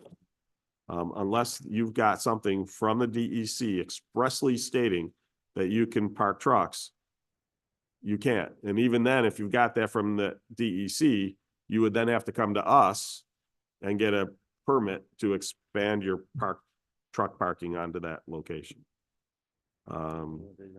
Yeah, that's why, the first time we dropped off the site plan just for the town to look at it, see if they want us make any changes. So after they finalize the site plan the way they want it, we was going to submit the application for the other parcel and for dealer. But you're talking about a new special use permit, a new site plan. We're talking about what you were issued back in 2020. And if I remember correctly, yeah, you had a trucking business. I didn't have a chance to go back and review the minutes from back then. But you had a trucking business and your employees were gonna drive the trucks, drop the trucks off and pick up their own vehicles and drive away. Right. And that's not what's going on there now anymore. It sounds like from what it's being described. So that's right. That's how I remember it. And I will go back and look at the, Soon we got this property. Please I move just closer to the bring it. microphone. Soon we got this property, I bring all my license to you guys. You guys give me a hard time. Still you told me, if law, you open dealership, you don't have to have face anywhere. The law said 3 parking lot office. I got property on Gates that is not even on the road. You can open dealership. You open all over but you guys on my Commerce Street, there is 10 dealership that allowed it, and you're not allowed me to open dealership over there. I don't know why. I think the supervisor's already. Right. I know, but now I got the face from Okay, the so West let me, Henrietta Road. let me explain that. What I know, happened? just only my problems, I don't come to do permit for it. Now I know I can go through anything they needed, I bring it and I take, because this is a lot of Let me space over there. I go through, I explain to you guys all the time, you never listen to nobody. You say, no, you have to have face of the West Henrietta Road. Now I have face to Henrietta Road. So what is the other issue? I go, any permit they needed, I go through. So part of the problem is you hear what you want to hear and you don't apparently hear the whole story. Because again, to operate a dealership, you need a special use permit in the Yep, town now of I Henrietta. understand. I Okay, get and the that. reason that they limited residents got up in arms because there were so many dealerships coming to Henrietta and all the light pollution and all the traffic and everything else. Residents said to a town board, and this was years ago before any of us were on this board, that they wanted to limit where these dealerships could come, or they were afraid the whole town was going to be taken over by dealerships. So in the zoning laws, they basically said dealerships can only be on West Henrietta Road between Jefferson Road and Lehigh Station. Any that already were built get to stay there. Okay? What Gates does is immaterial here. Each town has the ability to set up their own zoning rules. Victors are more strict than us. There are, Gates, from the sounds of it, or some others, whatever, may be less strict than ours. Every town has different sets of zoning laws. Brighton's are probably the strictest. But you're in Henrietta, so what the other towns do doesn't matter. It's what Henrietta does. The issue we've got here is twofold, right? The first one is you're not meeting the requirements that were in your special use permit that was issued for this property. Okay? And you're doing stuff beyond that and creating issues that need to be rectified, or else you run the risk of losing your special use permit and you will not be able to operate your trucking business out of there. The second thing is, if you want a dealership, you need to put together a site plan for that new parcel that has frontage and apply for and obtain a special use permit. Just having frontage doesn't do it. You can't just buy any property on West Henrietta and say, I'm now a dealership. Again, what that gets into when we do these things, you see the stuff for the special use permit. There is a list right in the code of the 8 or 9 things that we have to pay attention to say whether it makes sense and have you address these things. Now, again, as I've explained to people who get upset when we approve stuff, the role of a special use permit isn't to deny you. It's to basically say, here's the things you have to do in order to get approved. And so if we say, like, if there's, one of the problems we've been having with car dealerships is that they bring in these truck carriers and they offload the vehicles. They'll pull into the right on West Henrietta Road and they'll block traffic, or they'll pull in and they'll back up in, cutting off 3 to 4 lanes of traffic. That is hugely problematic. So those are some of the things we look for is in your site plan. Do you have a place where the truck can pull off and unload? Now, one of the things, if you've got the adjacent truck parking property, we may consider if there isn't enough spot on that you could a lot pull of off, spot. but immediately move those vehicles onto your West Henrietta Road. We would consider that because again, we understand that, you know, the big goal here is to not have people blocking traffic when they're unloading these new vehicles. So like I said, we need to see the current one cleaned up and any issues with regards to the DEC resolved. And unplated vehicles not located on that site. You will need to update that special use permit because you're over the limits of what was in the original. And I can't guarantee that the board's going to grant you the numbers you want, but again, the way you're operating today, you're clearly over the limit and are running the risk of it being revoked. Some of that goes into the second part of review is something called SEEKR, which stands for State Environmental Quality Review Act. And basically that's something that is part of state law. We look through theirs and we look to identify potentially adverse impacts. So it could be issues with drainage, traffic, blocking pedestrian access. There's a whole bunch of huge number of things that we have to look through and review all these things. And that's why this process is there. Because if you just have unbridled development, you're going to create all kinds of problems for the community at large, but especially for the neighborhood right around there. So that's why these processes are there. They're not arbitrary. They make a lot of sense. And if you want to continue to do business here, you've got to follow them. So I'm gonna let others speak for a minute, but my general thought here is that we table this till the next meeting, but that we put together a list of concrete progress we want to see made between now and then, which would include, I think, if you're going to do the dealership, I'd want to see an application for that special use permit submitted prior to the 3 weeks from now. I don't know what other people think. Well, I'll share what I think is that I've been listening to this story for a couple of years. And don't tell me we didn't see 56 cars if we have a picture of them. I got picture too. Yeah, I know you do. Some days when there's not 56, you have a picture of that. You signed a contract and approved a special use permit for X amount of trucks and X amount of cars. And from that day forward, you've had more than you agreed to. So I can tell you as a board member, if you don't change your attitude and follow the special permit, when you come in for a dealership, I'm not going to vote for you. So I'm just saying to you, either you're going to follow the agreements that you signed your name to in the special permit, or you're not going to get the dealership because we've had a bad experience. And if you mess with the DEC, they'll shut you down faster than any other body. They have more power. I'm just telling you, I'm trying to help, but you're not in a good place with us right now.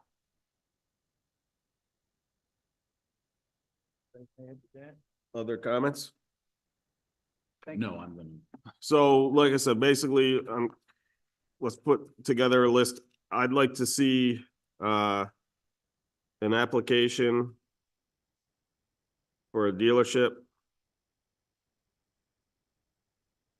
I'd like to see an updated site plan for the existing property. I think we need an application for updating this special use permit. The other option is you can reduce all the numbers down to what the original terms are, but if your business has grown and you need to be larger than what, to Councilman Page's point, to what you contractually agreed to, then you need to have an application submitted for updating. an application submitted tomorrow will not be on the agenda for the next meeting because it requires essentially 35 days lead time, because it's not just us on these things, it's the county has to weigh on it because it's on a state road for the dealership. The state has to weigh in on it, so we have to give them 30 days. But I want the application in before the next meeting. I'd like to have them live up to anything that they stated during their meeting, during their original special use permit. Because the way I understood it, it was a trucking company you owned. Once again, and you were gonna park those trucks there. There was a limited number, and you were gonna have one vehicle for each employee that was driving one of those trucks, and that's all it was supposed to be there. Right, so the idea was the employee drives in, parks their car, hops in the truck, goes on the haul. When they leave their vehicle parked there, when they get back, they park the truck, get back in their vehicle and leave. Right, there was nothing said about you having other dealerships. If I remember correctly, that you had a car dealership, you were gonna be unloading cars and loading cars. You never brought that up during the meeting. Yeah, As that far was- as I remember, and I apologize, I couldn't find, I tried to find the minutes here, and No, you're absolutely right, because at that time, we were just a small, and then we expanded, we added a trailer for car hauling too. We added to that to our business. So we not just only do drive-in, which is like, just 50, we do reefers, we do also car hauling too. Yeah, so again, that's not under your current SUP, so you would need to expand your SUP to handle that. And again, going forward, if you find that you're getting in a new line of business and it's not covered by your current SUP, you have to come in and update it. Some uses are allowed without a special use permit, and that's okay. But typically, when they deal with the automobile industry, almost all of the uses dealing with automobile industry do require a special use permit just because of the significant potential impact of those uses. Just to add, it's still trucking, but it's just, we have a different type of trailer now. We drive-in, reefer, car hauling. Right. It's still trucking business. We didn't add a new business. Well, that except heat sounds like dealer. some of the car dealerships had taken place there, so that's can't Right, be and there in the future. if I But that'll could, be moved to the new parcel. if I could request from town, I'll submit the application as soon as tomorrow. to Well, the- again, meet with the engineering and planning department because you want to submit a good application. Don't Yes. just, but my point is I would like it submitted. So let's see, it would be, I don't have a calendar in front of me, Becky. It would be the Friday before the next board meeting. What's that date? Are you looking for the cutoff dates for the, No. Chris can give him the packet that has all that. I just want to know what the Friday, so our next meeting is what, June 19th? correct? So I would want you to have submitted an application by Friday, June 14th. Both an application for a dealership, if you're gonna do the dealership, and an application for updating the current SUP, if you're gonna do that. Because I wanna see progress. And, to the point is, it's been 3 years, we've been having issues here. And we need to see this get resolved, okay? And may I request from town until we come to the next meeting, and, obviously I'm gonna submit everything, application, site plan, everything. So until our next meeting or approval expanding the parking for our trucks, We won't be able to do it. We won't be able to do it at the next meeting because again, the submission deadline to expand your parking for the current. But what we can do is potentially put that on hold until those special use permits are resolved. The enforcement. and until then, may I request from town to let us continue parking? So now we have a trucks, and where I'm gonna take them, and. Well, right now, we're not voting to revoke your special use permit. We're gonna table that decision, but I want to see progress before next meeting. Got it. If we're here next in 3 weeks and we see zero progress being made, I don't think it will go well for the vote as to whether to revoke your special use permit. Understood. So, okay, Understood. okay, thank you. Thank you. Any, before I close this out, do we have any other conditions? Are those for good for progress we need to see? When you say progress, you mean cleaning up the piece of I property? have an applicant, they have to, before Friday, June 14th, submit an application for the dealership, submit an application for updating the SUP, including an updated site plan for the current SUP. And they have to finish any of the cleanup issues, that they were required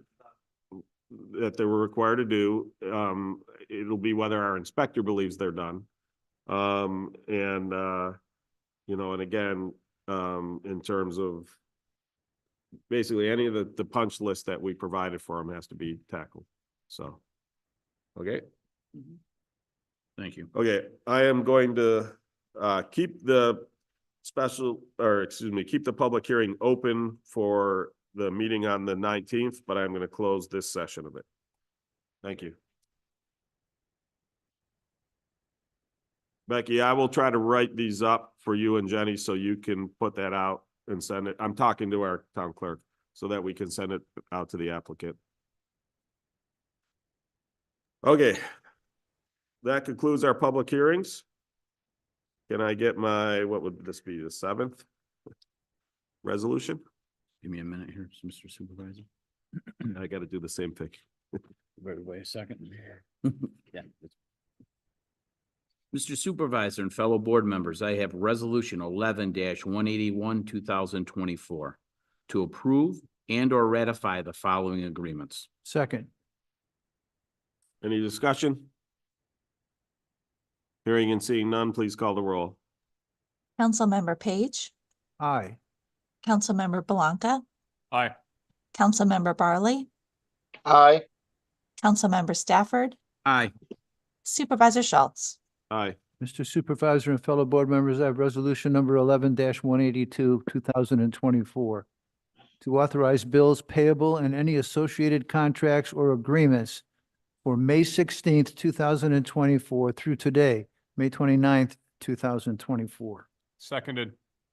So I'll note that a large portion, over $500,000 of the expenditures were for the construction in the town court. Any questions, comments? Hearing and seeing none, please call the roll. Councilmember Page, Aye. Councilmember Blanca, Aye. Councilmember Barley, Aye. Councilmember Stafford, Aye. Supervisor Schultz. Aye. Mr. Supervisor and fellow board members, I have resolution number 11-183, 2024 to authorize the town supervisor to enter into an agreement with Impact Earth for the operation of the town compost facility. Second. So I'll note, I had met with Robert Pulteney, the president of Impact Earth. We put together the terms. I gave that to Dan Mastrella, the attorney for the town. He put that into agreement. We have a draft agreement. It's gone to the attorney for Impact Earth. As of this meeting, I assume we still haven't heard back yet. No response yet. So we don't have comments back yet. So the way I wrote this, because we'd really like to move the stuff off of Erie Station Road. We're gonna approve it pending final approval from the town attorney. If they come back and what they ask for or demand is a substantive or material change, then that will negate this approval. The final approval from Dan is only for stuff that doesn't change the nature of the approval. But it could be small things like there might be some indemnification clause that they want reciprocal, stuff like that. That's okay. But if they want some town to provide, I'm just gonna make something up, 10x the insurance, that's a substantive change because now it's gonna be a much greater cost for us, or something along those lines.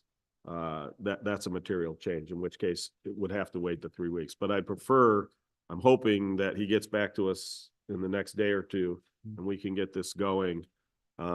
Because again, where it's currently located, it's not a good location and it's creating problems for the neighbors, and we really want to get it out of there. It's been shut down too, right? They have currently shut down operations, but they can't transfer the stuff out. Till we It's, get the it's sitting and covered, right? And, oh, by the way, there's, I don't know where the new material is gonna go in the meantime. So, I will say that the one, pile that they started, with the greater amount of browns and such, has not been producing the odor issues that the other ones that were too wet and not enough browns were creating. So that's good news. And I will also note, if you haven't read the agreement, it does have in there the clause that if it creates significant odor, we do have the ability to shut them down in 14 days. Otherwise, the contract essentially renews unless you give 90-day notice saying we're not gonna continue the agreement. So, but that way a future town board, if they wish to decide to get out of that, they have the ability. So, okay. Any questions, comments? Hearing and seeing none, please call the roll. Councilmember Page, Aye. Councilmember Belanca, Aye. Councilmember Barley, Aye. Councilmember Stafford, Aye.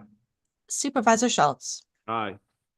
Fellow board members, I have resolution 11-184, 2024 to authorize the upgrade to a camera-controlled traffic light at the Highland Drive entrance to the DPW complex.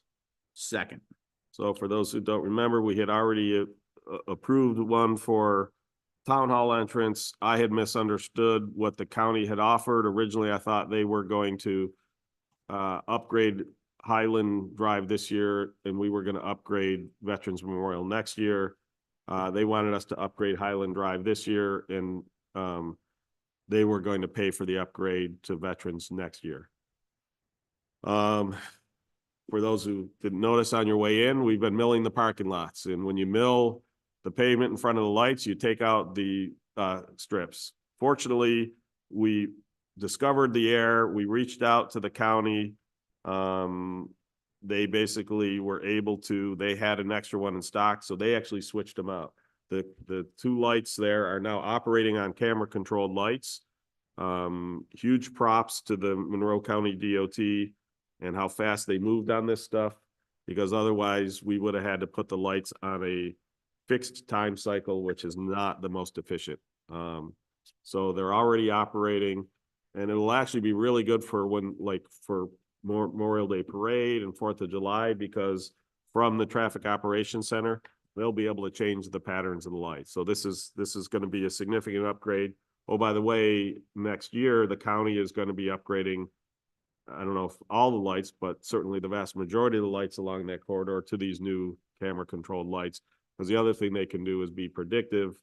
As you start to see traffic, a big flow of traffic, they could try to keep the lights up ahead, time them so they go green, so the traffic moves through. There's a lot of ability that they have with the new lights versus the old. So I think it'll help tremendously. One of the things I have is a proposed amendment. I didn't include it on the one we're going to have to add it now, because normally we have a day in between the town board where I can get the stuff on your desk 24 hours in advance. So we had to start with the one that you guys had last night. But my proposal is, we've reached out to the county to see, so let me take a step back. Our superintendent of highways would actually like to upgrade all 3 of them and mill that road, the Veterans Memorial Road, now this year as well. But we weren't certain, since they were going to be paying for it with a federal highway dollars, as to whether they would be able to reimburse us. And so I had put on here that basically, if they are able to reimburse us, the idea is we would purchase these lights using our CHIPS money. CHIPS is the money coming from the state, and it does authorize, one of the things that can go is for traffic control devices. So we would be able to use that for this money, that money for this, and not have to use taxpayer dollars. Or I should say property taxpayer dollars. And then we would be reimbursed for that expense next year. But Craig had an update and he called me, but I was putting some of the final stuff together. So I said, why don't you present it to the whole board at once? Good evening again, members of the board. Craig Eckert, Deputy Supervisor for the town. I did get a chance to talk to James Fairchild about 4:30, 4:45 this evening. So the small alteration that they're requesting, they are going to go ahead and upgrade Memorial Drive light at their own expense. And then they will find the way to reimburse themselves through the federal so that they don't have to worry about reimbursing us. So the two purchases they're asking us to make are for the two that are actually already in. We've already ordered. So unfortunately, it's a little backtracking to that. We wanted to order that one going forward. They just want to go ahead and take the third one upon themselves so that there isn't a reimbursement problem going forward. So then we won't need to do the amendment, because as long as we authorize the one for Highland, we're done. Negates the amendment. Negates the amendment, yeah. Right. So that's Glad good news, I didn't add think. it. Yeah, it is. That's great news. So Thank you. that's why I wanted to share. So yeah, again, the county has come through. They're going to go ahead and order the third one, or replace again the two that we already ordered and work that out and get that up as quick as possible. I'll let Craig Barber, our highway superintendent, get in touch with James and again, see when they can get that third one scheduled so he can finish milling Memorial Drive. The other thing I will note is when there was a question as to whether the newly ordered ones were gonna arrive in time, they had some in stock from another project that they haven't gone up yet. So they went and put those ones up so that we'd have no interruption. Yeah. And then they're basically gonna replenish the stock with the ones we purchased. So I will tell you, again, huge props to the Monroe County DOT. They are great partners in this, and especially Mr. Fairchild. Yeah, and to the company for the camera systems themselves, being that they do as much work with the county, they just went ahead and shipped them too. They, it was, they're all on board. They were helping us all out. Okay, thank you. So I will not be making the proposed amendment. We'll just stick with the original resolution. It's great news, Craig. Thank you. Any questions, comments? All right, then hearing and seeing none, please call the roll. Councilmember Page, Aye. Councilmember Belanca, Aye. Councilmember Barley, Aye. Councilmember Stafford, Aye. Supervisor Schultz. Aye.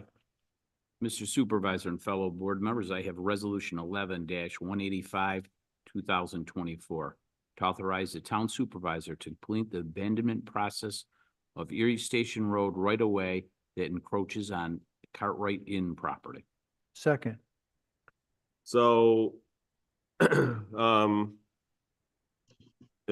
many people have seen, Cartwright Inn has suffered a lot over the years of neglect. But it's one of the most historic properties in town. And I've been working hard to try to find developers who are willing to not necessarily make all their money back, because it's going to be an expensive proposition. I had one lined up. Unfortunately, the sale fell through because it's not clean title. And so you can't, whereas you have the option of buying stuff without clean title, you would never be able to get a bank to put up the money without clean title. The problem is it's a lengthy process. And so typically what happens is buyers aren't interested in doing that process. I approached the New York State DOT to see if the town, as an interested party, because we're creating, one, it's a historic property. Two, we're creating a historic district in that area, if we could start the process and if they would expedite the process. I pointed out to them, I find it unfair that we even have to go through this process, because I shared with them the photo that shows the building clearly predated the road. You can see a horse and buggy on there on dirt road. West Henrietta Road was about 30 feet, it looks like, from the front of that building. Clearly, it's not 30 feet away today. There did not even appear to be a road for Erie Station Road, although I suspect there was. Although it's possible it only went in the one direction. So I said, when you guys created this right away, you encroached our building. It's not that the building encroached in the right of way. However, that's not how the New York State DOT works, so we have to go through this process. But with that said, they did agree to expedite it. They did agree to do some of the work. One of the things that I committed to is that basically whoever does this, whoever ends up with this property, they will, if there's any costs associated with this, they will reimburse the town. I will personally make sure that happens. Because I've been working and trying to find people to take this over, I am going to recuse myself because I'm somewhat involved, but I will tell you, I have no intention of making any money off this. I just want to see a historic building saved. In fact, I probably will lose money on this if I get involved in it, because I'll be one of those willing to put up money to see it preserved, even if it never makes the money back. So, but that's where we're sitting at. I have been talking with another developer. It was a promising conversation. We'll see whether they go anything, but irrespective of that, I want to get this started, because the sooner we get this hurdle cleared, the much more likely it is that that building will be purchased and saved. Questions, comments? Well, before you go, Kevin, anything from the board? Not right. Well, I know, like I said, a couple board members did expressly ask that question at the workshop as to the reimbursement, and like I said, that it's somehow that, again, I'll personally guarantee that reimbursement will occur. Go ahead, Kevin. Kevin Yost, 1474 Middle Road. Isn't that portion of Erie Station Road, east of Thruway Park Drive and west of East Henry Road, a county road, county right of way? It is still a state right of way. They are using Thruway Park Drive, which is a town road, for their state route, but they still technically own Erie Station Road. They have not done that transfer. So as of right now, we have to go through this process. Yeah. For those who aren't familiar with the abandonment of right of way, what will happen is they will abandon that small little sliver of right of way. They will abandon that to the county, and then the county can then turn it over to the property owners. Okay, so this resolution just simply is urging the state to turn over the right of way to the county. No, it's just, we're not dealing with that whole switcheroo, because they basically, there are problems. The reason it hasn't occurred yet is the road is still substandard. There's portions of that road that have to be fixed before they can make the swap to make it a county road. So we're not touching that. All we're doing is it's maybe 5 feet deep and 20 feet wide. It's this little triangle sliver of property that the right of way will be shrunk to not include the building.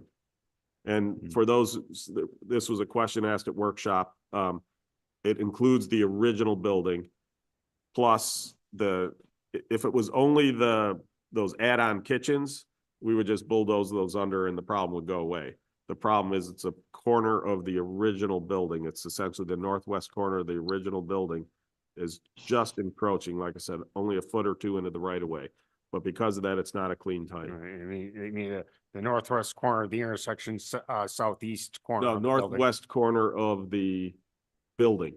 Okay, along Western Road going toward that building, maybe between it and the old funeral home building. Sure. Okay. Other questions, comments? Okay, hearing and seeing none, please call the roll. Councilmember Page, Aye. Councilmember Belanca, Aye. Councilmember Barley, Aye. Councilmember Stafford, Aye. Supervisor Schultz. I recuse. Remembered this time. Mr. Supervisor and fellow board members, I have resolution number 11-186, 2024, to award the winning bids for the 2024 Spray Park Masonry Building rebid project. Seconded. So the bids in total came in well over what was budgeted. However, the way we did this bid, it was, unit pricing for a lot of the stuff. So the plan is, we award the folks who were the, winning bids, we award those, but I'm just making sure I've got the right one here.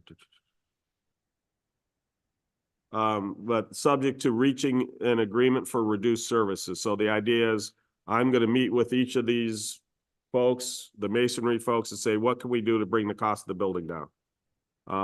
You know, this passed by referendum. We set aside that budget. We can't go over that budget. It was by voter referendum.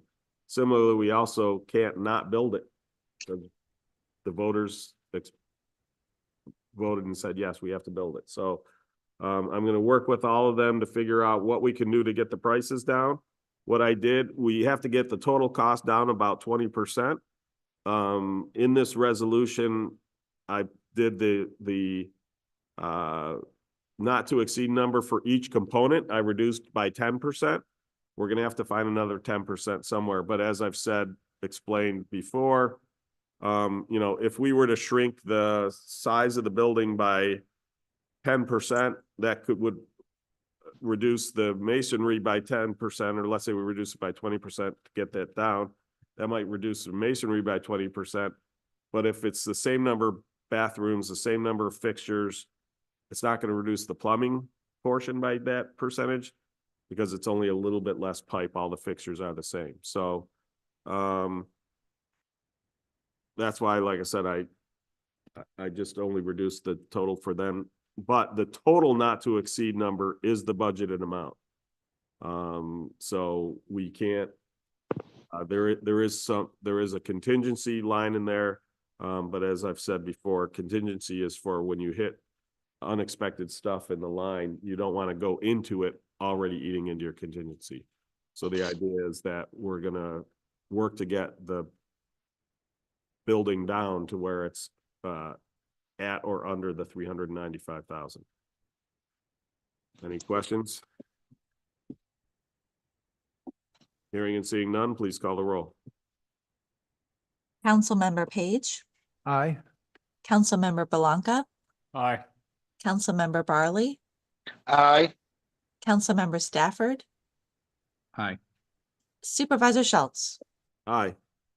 Mr. Supervisor and fellow board members, I have resolution number 11-187, 2024, to update the food truck fees on the 2024 building and fire prevention fee schedule. Second.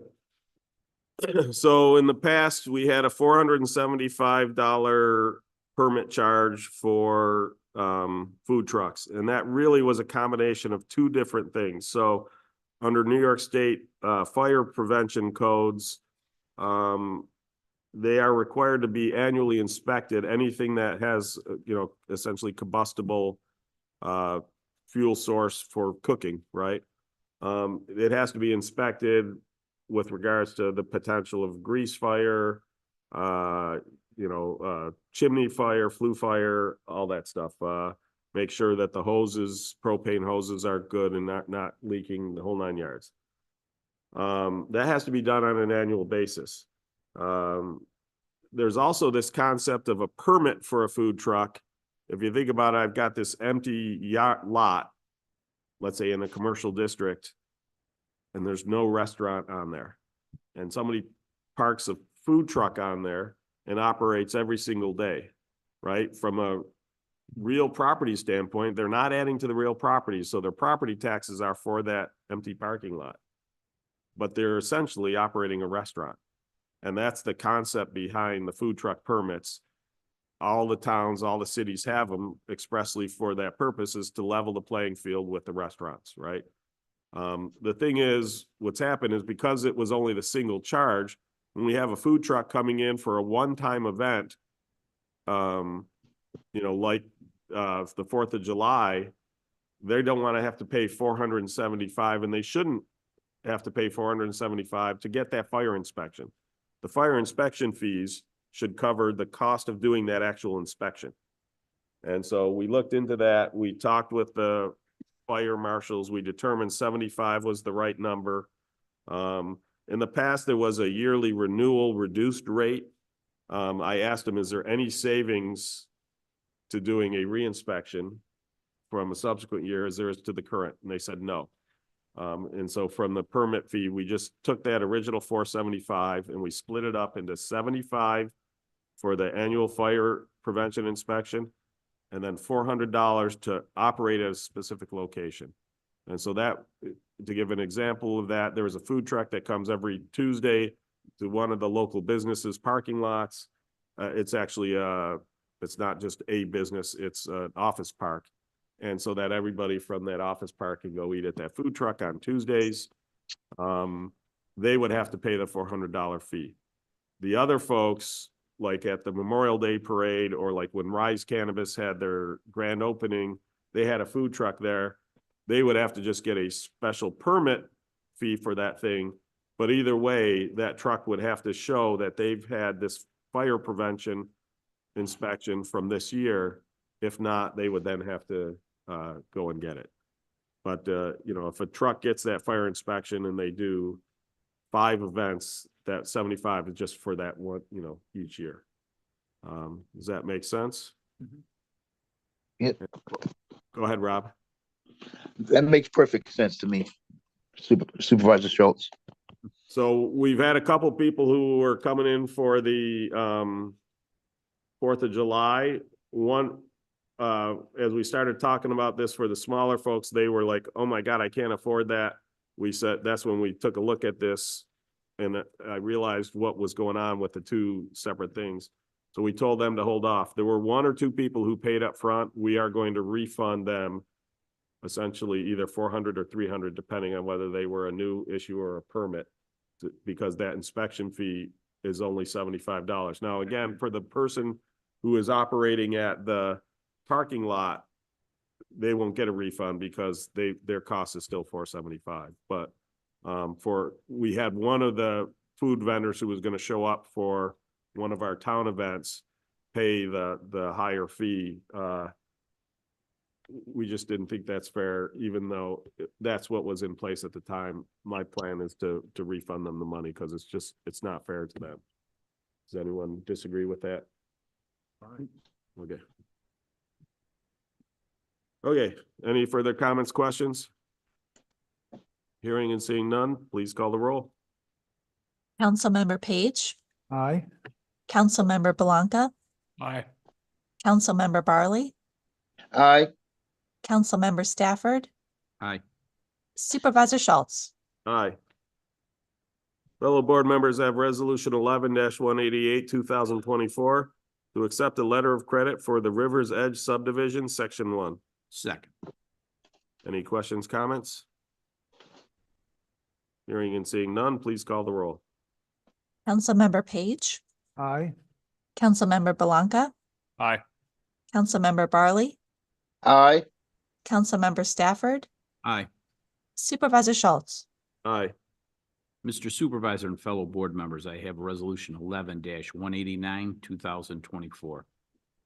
Authorize the supervisor to execute a proposed turnaround easement at the end of Wellsville Street from Michael G. Procolo to the town, along with a reciprocal proposed parking easement within the right-of-way of Wellsville Street from the town to Michael G. Procolo.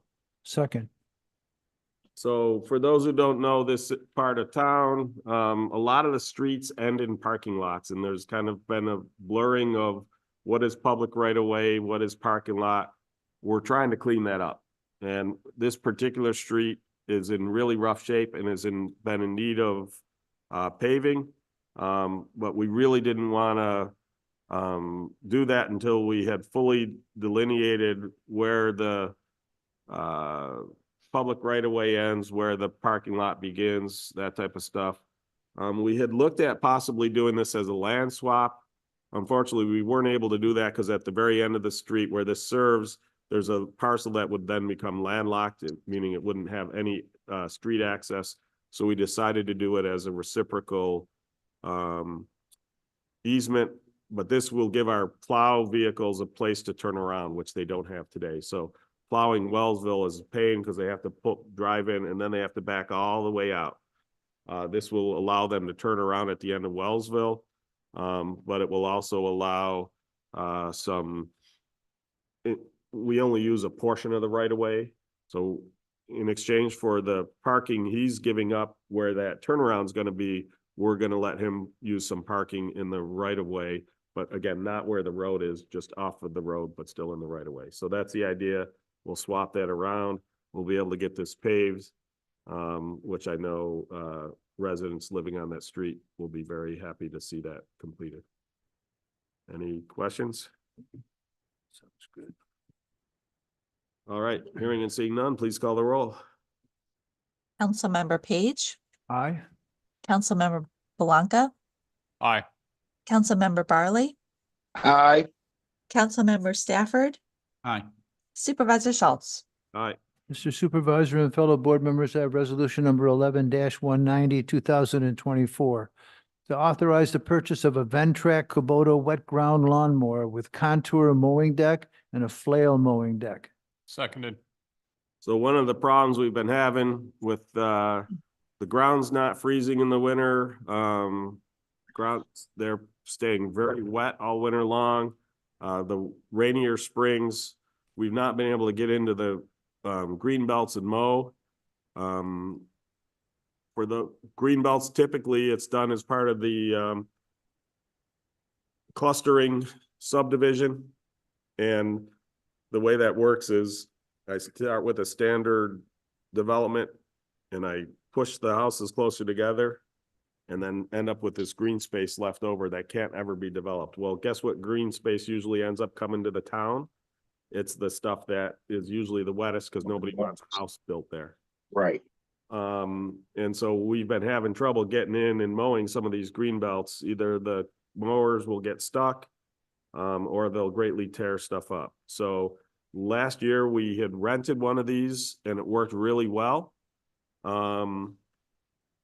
We at the same time, so rather than continue to rent, we decided to buy because we need a new mower for the golf course. And same thing in the spring, the ground's really wet and you can create ruts with a conventional mower. These Ventracs, they're essentially 8 wheels and big, broad wheels. So they will much less likely to damage the grounds, even if it's wet. So that's why there's 2 mowing decks. The contour mowing deck is for when it's being used at the golf course. The flail mowing deck is when it's being used in the green belts. And so this will be split between the grounds department and the golf course. So it was a great solution between our Commissioner of Public Works and our Superintendent of Golf Courses. And the good news is they have it on site and we should have it by Friday. Can you send us the video? Oh, You I forgot forgot to to do send it. you the video. Yeah. It's an impressive video. Yes, I will do that. Thank you. And yes, Becky, I will include you in on that email. She's like, I want to see the video too. It's pretty impressive what this thing can drive through. So. Any other questions? And hearing and seeing none, please call the roll. Councilmember Page, Aye. Councilmember Blanca, Aye. Councilmember Barley, Aye. Councilmember Stafford, Aye. Supervisor Schultz. Aye. Joe, before you go. Yep. Charlie, if you happen to be on the meeting, if you could send that link with the video out to the town board and town clerk, that would be awesome. Appreciate it. Hey, Steve, this is Linda. I just sent them out. Great. Thank you. Mr. Supervisor and fellow board members, I have resolution number 11-191, 2024. Whereas Friends and Foundation of the Rochester Public Library Grant Fund has donated $41,776.92 to the Henrietta Public Library for the purchase of collection materials. And whereas a check in the amount of $41,000, $776.92 was received by the library director, therefore be it resolved that the Henrietta Town Board acknowledges this donation and thanks Friends and Foundation of the Rochester Public Library for their generosity. Second. Any questions, discussion? Obviously very appreciative of this donation. It was basically a large bequeathal. To give you an idea how much money these folks must have had. This money's going out not just to every library in Monroe County, but every library in every county that touches Monroe County. So somebody had a lot of bucks and was a big supporter of the library. Any other questions, comments? Hearing and seeing none, please call the roll. Councilmember Page, Aye. Councilmember Belanca, Aye. Councilmember Barley, Aye. Councilmember Stafford, Aye. Supervisor Schultz. Aye. Fellow board members, I have resolution 11-192, 2024. Whereas the Henrietta Public Library Friends and Foundation Incorporated has donated $5,810 to the Henrietta Public Library for crafting events, diverse programming, and summer programs. And whereas a check in the amount of $5,810 was received by the library director, therefore be it resolved that the Henrietta Town Board acknowledges this donation and thanks the Henrietta Public Library Friends and Foundation Incorporated for their generosity. Second. This will cover the next, comment will cover the next resolution as well. The Friends and Foundation group has been phenomenal in their support of the library and very appreciative of all they do. Any other questions, comments? Hearing and seeing none, please call the roll. Councilmember Page, Aye. Councilmember Belanca, Aye. Councilmember Barley, Aye. Councilmember Stafford, Aye. Supervisor Schultz. Aye. Mr. Supervisor and fellow board members, I have resolution 11-193, 2024. Whereas the Henrietta Public Library Friends and Foundation Incorporated has donated $130 to the Henrietta Public Library for a teen room TV, and whereas a check in the amount of $130 was received by the library director. Therefore, be it resolved that the Henrietta Town Board acknowledges this donation and thanks the Henrietta Public Library Friends and Foundation Incorporated for their generosity. Second. Comments? Hearing and seeing none, please call the roll. Councilmember Page, Aye. Councilmember Belanca, Aye. Councilmember Barley, Aye. Councilmember Stafford, Aye. Supervisor Schultz. Aye.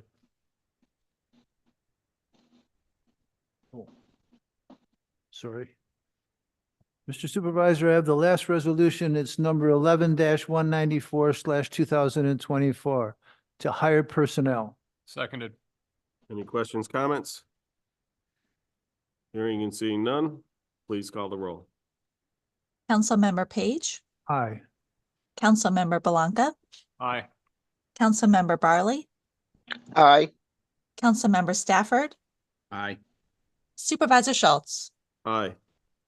So I'm gonna change the order slightly. We're gonna have the Committee of Miscellaneous Reports from the board first. In fact, at the next meeting, I'm probably gonna propose that we permanently change that order. I think it just works better. So does anybody have any committee or miscellaneous reports from the board? Yeah, I'd like to report, I attended the Rush Henrietta Board of Education meeting last night. And just a couple of things. They completed the new football stadium, which has the new AstroTurf. It's really gorgeous. And after doing a community survey, they have unanimously, and the vote was like 280 something to 11 to name it after Warner Clayman. So it'll be the Awesome. And then, of course, they discussed the budget last night after the base budget got defeated. The propositions all passed. And their decision was that they cut an administrative position and some other things, taking $1.3 million off the total that was voted down. And they're going to resubmit it. I believe it's June 18th. Oh, okay. I misunderstood because I swore when they got the call that it was tonight or something. I don't know. Oh. That which would have been awfully fast, so. No, I think you're right, Rick. I I think think I'm, Rick is correct. Yeah, I just, I had gotten a call. I just, Right. I guess I misunderstood what the call said. Was the recorded message. So June 18th is the, I think it, yeah, I think it's the third week in June. Somehow I don't have it on my calendar, but they're gonna do and it's, a full vote again, but just on the base budget. RC H. Just seeing if they by any chance have it on their web pages to The news. Double check the date, but just be sure. important message. Oh. I don't know if they've updated. As you look for that, Rick, are you at liberty to talk about what positions were eliminated? They had a new administrative position. I think it was called coordinator. It was a position that was going to be focused on hiring diverse and other designated professionals as Okay. as part of the human resource process. Got it. But they cut that position. Okay. From 6 a.m. to 9 p.m. Tuesday, June 18th at the Transportation Center, 1133 Lehigh Station Road. Okay. I don't know Great. about I swear he said something about today, but maybe they were just saying announced today. So. Okay. Other reports? I have nothing tonight. All right. Okay, we will now go to additional discussion items or comments from the public. Does somebody wish to speak? Kevin, did you? Okay, thank you. Thank you. Kevin Yost, 1474 Middle Road. Good evening. Not to speak ill of the dead or of past supervisors, despite the wonderful things that he did, but just over 20 years ago, the median out here for the town hall complex driveway was redone. I think now it's just recently been redone as well, with it appears. But anyway, back then there was a county historical marker describing the origins and history of the town. The county and the state no longer do historical markers anymore. I think they did that at most of the town hall complexes. It's not village hall complex as well. I know Rushville has theirs in front of their town hall, but anyway, the mistake was made. It was removed. It had been propped up against the corner of the old Parks and Drainage garage, and it was never brought back. I typed up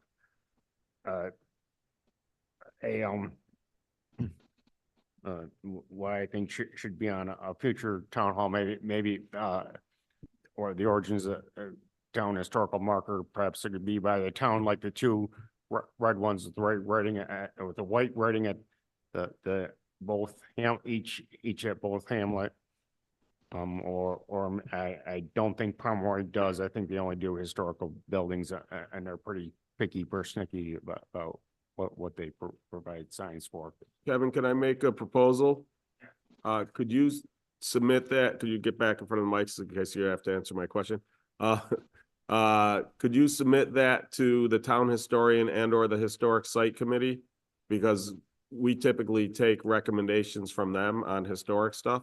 Yes, I was planning on hopefully tomorrow, if not some other day, dropping a copy. I have 6 copies. I was gonna get it to all 5 town That's fine. board members, but a 6th one I was gonna drop off the town historian's office tomorrow or some other day if I don't make it. there then, along with something else I wanted to donate to her and her office. I'll just quickly take 2 copies and write a couple things that I failed to read. I failed to write, type off. I was typing in a hurry on the fly at the public library, public computers on the street as the board, as this board meeting was beginning. So sure, I'll give. Garrett's left. Mr. Goodrich has left the meeting. If you give it, if you want to give the 6th copy here, I can give it to Becky, who can get it to, we can, or if you've got electronically, you can send it to me. If you don't, I'll just have our clerk. I'll drop it off at Tina's office tomorrow and I'll look up Gary's home address and send it to him by US mail.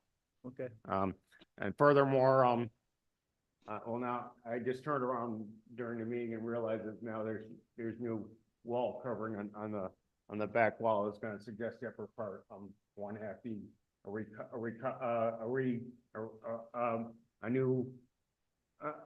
reproduction of the mural that was in the old FDR's restaurant of the east of current past landmarks on the east side of town, and an oval of the portrait of Reverend Antoinette Brown Blackwell, and there have the new images, current past images of current past landmarks on the west side of town, and a reproduction from the FDR's mural, the oval of portrait of Countess Henrietta Laura Pulteney, and the clock and the far on the centerpiece. However, I do see it That's soundproof. new. I think some of that stuff is out in the display cases. If it's not, I don't know. I was just hoping to see the mural. Yep.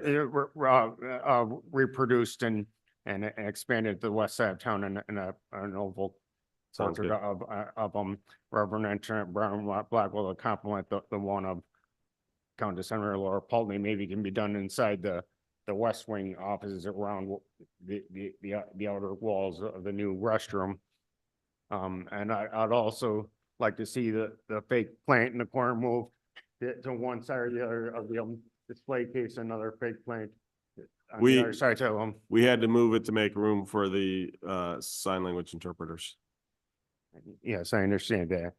Maybe it would have to be moved completely and that the state flag moved over as long as it doesn't obstruct the outer outlet nor the chain for the Venetian blind, and a new town flag on this side of the state flag, the same as the one it used to be there, is it's depicted on the mural. Except the H would be royal blue and the town of Henrietta, and the stripes baby blue, because the previous supervisor got the new town DPW trucks as royal blue and updated those colors on the new town hall sign. We'll take that under consideration and look to see what we want to do with that area. Appreciate it. Thank you. Thank you. Thank you, Tim. Anyone else?